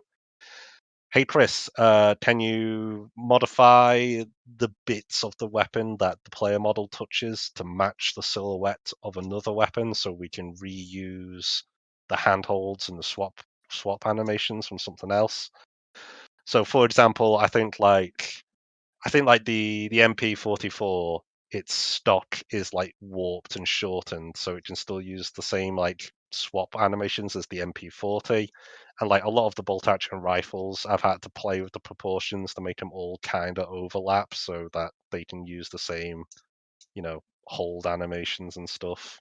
So that's like the most common one is, oh Chris, could you just move these verts a little bit so we can reuse this other animation? If there's like a weapon that has like completely crazy like handholds, like we can't, that altering its silhouette will be noticeable. Like you can't make like a 45-degree angle, a 20-degree angle, and like no one notice it, um not notice it, sorry. um so then the animation team will sigh and whinge and complain, but then they will go and they will make bespoke handhold and swap animations and stuff. But they like it is a bottleneck. The animation team. Um, no offense to them. But like that's like the number one limiting factor on whether or not we can or cannot do like an attachment or something. Like we were talking about doing like jungle mags, like two magazines taped together. So when you do a reload, you could pull it out and then put it back in on the other side. And the animation team were like, nope, can't do that. We don't have the bandwidth. Sorry.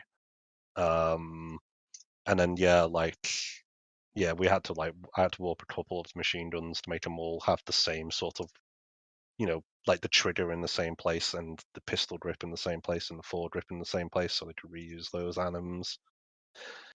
What else we couldn't have? No.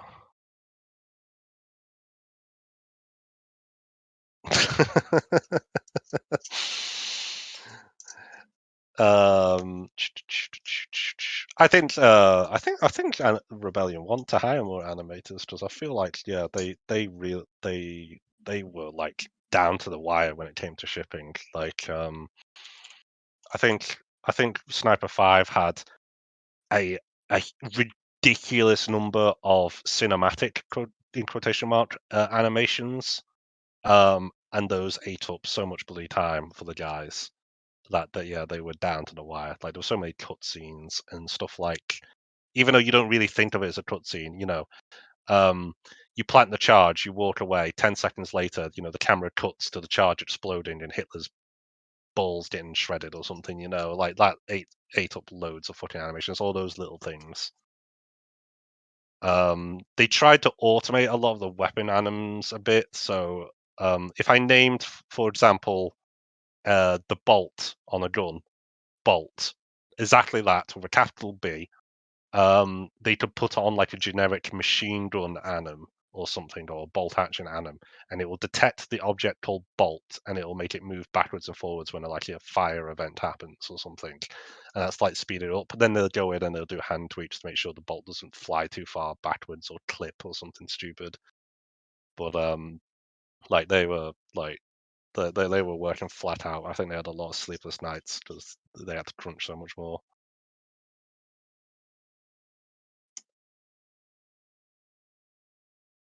Uh, yeah, I got a mate who did a 2D animation, and like he really regrets it because he can't find job openings for 2D animation, but he sees every now and then like game animator jobs, and he's like, "Fuck." Um, go to jobs. What are the animation? Are there a lot? In my head, there's a lot of like animation openings, but I don't actually know if that's true. I know they definitely, if they don't want more for the sniper team, they definitely need more because they were like a limiting factor on what we could and could not put in the game because there weren't enough of them to get everything animated and done.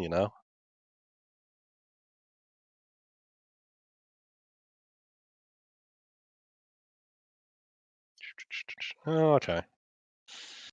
Well, there's definitely more animation jobs going than weapon artists. Oh, so fucking lucky with what I got. I say that. Oh, look, there are actually some weapon artist ones. Look at that. Look at that. ArtStation. There's War Dodge Studios. I think they're a outsourced company up in Scotland. Yeah, Edinburgh. And then Cloud Imperium Games. Oh, there's loads of fucking staff grads at Cloud Imperium, including my nemesis Lewis Thompson.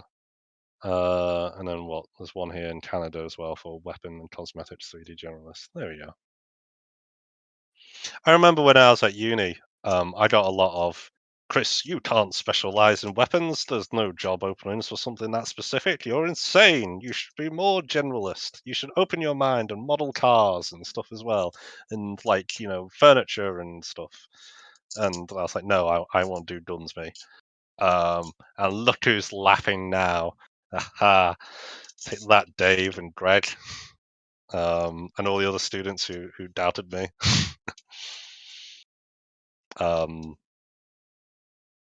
I found because I specialized in something niche, as it turned out, when someone came searching for that niche, it meant I was, good to go. Not to slam being generalist. I did job interviews when I wasn't sure how I was going to do the master's year, so during third year I went to a couple of job interviews for like indie companies, and they were kind of put off by the fact that I only really modeled guns. Because at an indie company, you're gonna need to be a bit more generalized because you need to be a bit more responsible for more than just one thing. But at a AAA company like Rebellion or whatnot, I can be that bloody focused and stuff. Oh yeah, it feels terrible, right? Because you're paying all that money to go to uni, and then they go, yeah, so go home and watch YouTube tutorials. And to be fair, the YouTube tutorials are pretty fucking good. Or Gumroad. There's so many good Gumroad tutorials. I recommend them all. When a weapon has sci-fi elements with lights and stuff, how does emissive materials work? Painted onto the texture on the base mesh, or with a separated mesh? Well, none of the weapons I've made have emissive materials.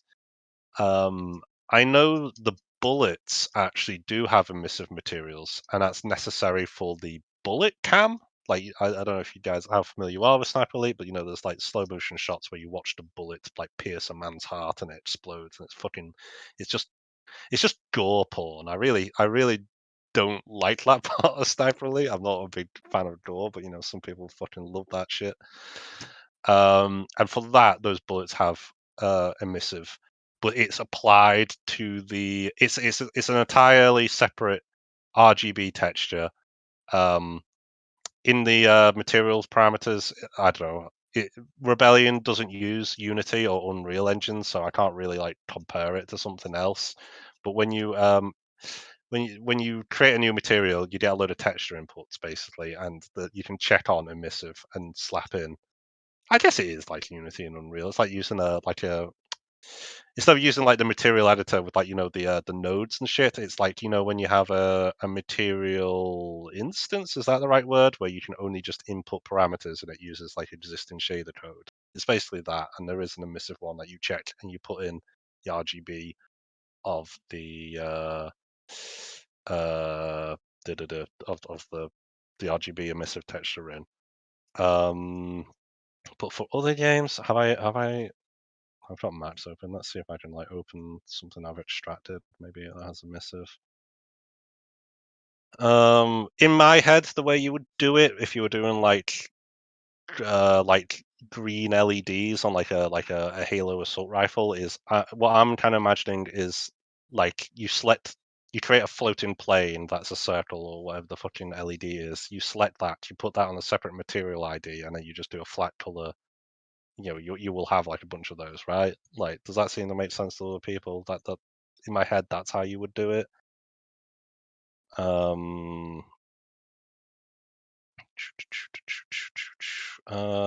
We got time. Let's look at some Call of Duty assets I've extracted. Why not? Because I got nothing to do, and you guys have still not like left and gone and gotten some dinner for some reason. You still want to hear me natter about random shit. So let's look at some COD assets. Because I can't show you any Rebellion stuff because NDA, but I signed no NDA with Activision, so and also fuck them.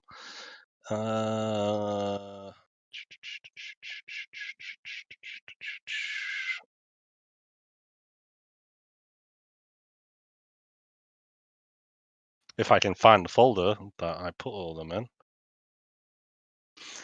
Excellent. What's Michelle gonna talk to?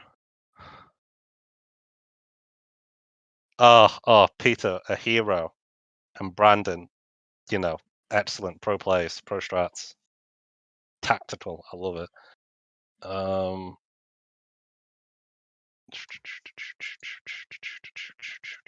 Non-traditional entry into the games industry. Okay, sure. I mean, there you go. That's my take on non-traditional entry to the games industry. Have the exact gun that they want on your portfolio, and also no one else has made it on ArtStation.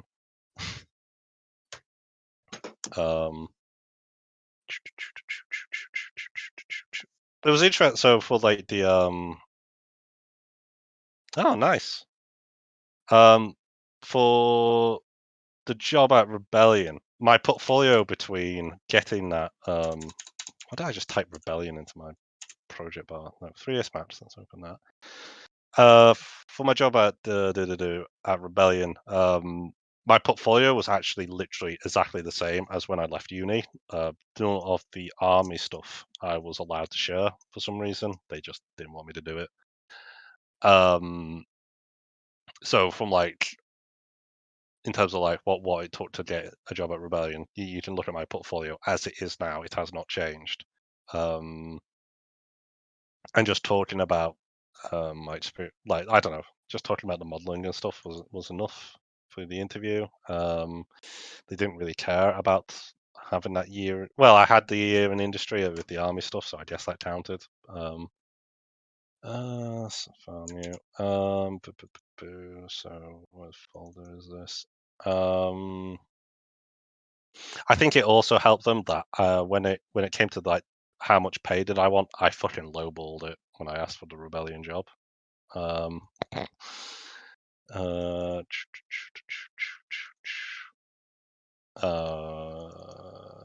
I imagine that's something you guys don't know, what pay is like for 3D artists. I don't know if it's a taboo subject to talk about pay. I don't fucking care. I imagine it's interesting to you guys. So I started at Rebellion and I was on 25k per year. They were surprised at that number when I asked for it, which makes me think I could have asked for more when I started. But there you go.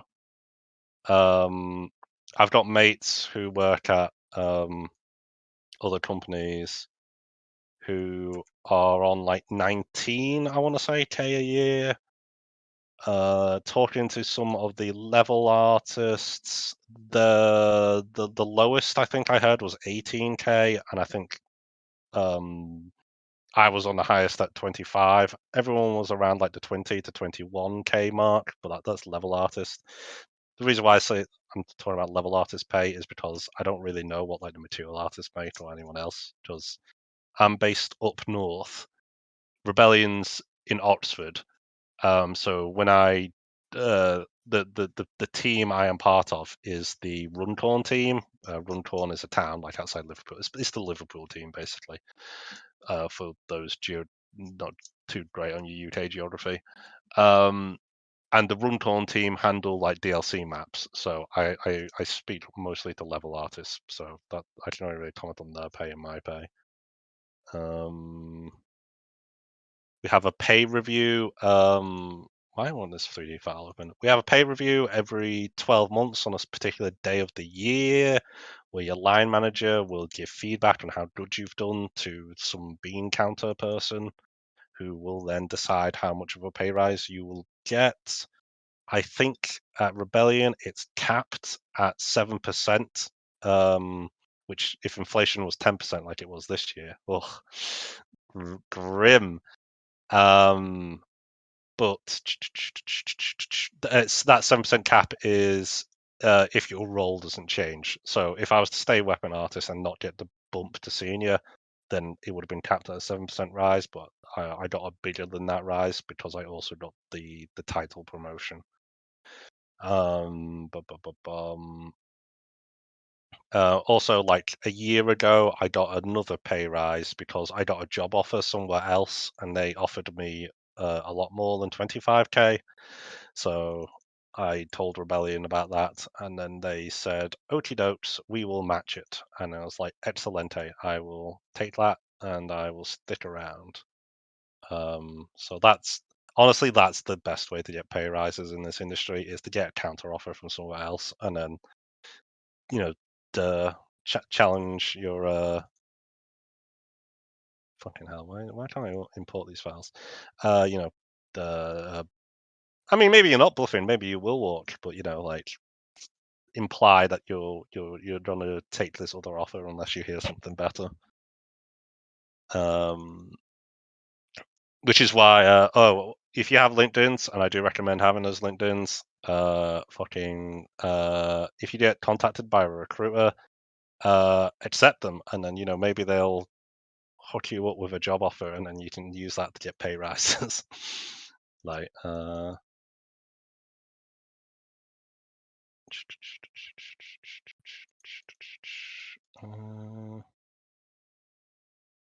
fuck's sake, why won't these open? Okay, I'm giving up on trying to open these COD assets. I'll figure out what's gone wrong later when I don't have a bunch of people watching.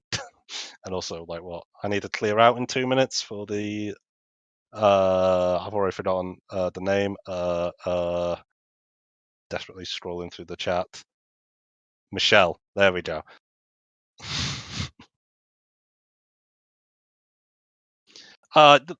Yeah, it's just like extract the assets, and you'll be massively underwhelmed at the topology. I think the exactly what you think. Like there's no real tricks onto what the low polys look like. So if you ever need like a confidence boost.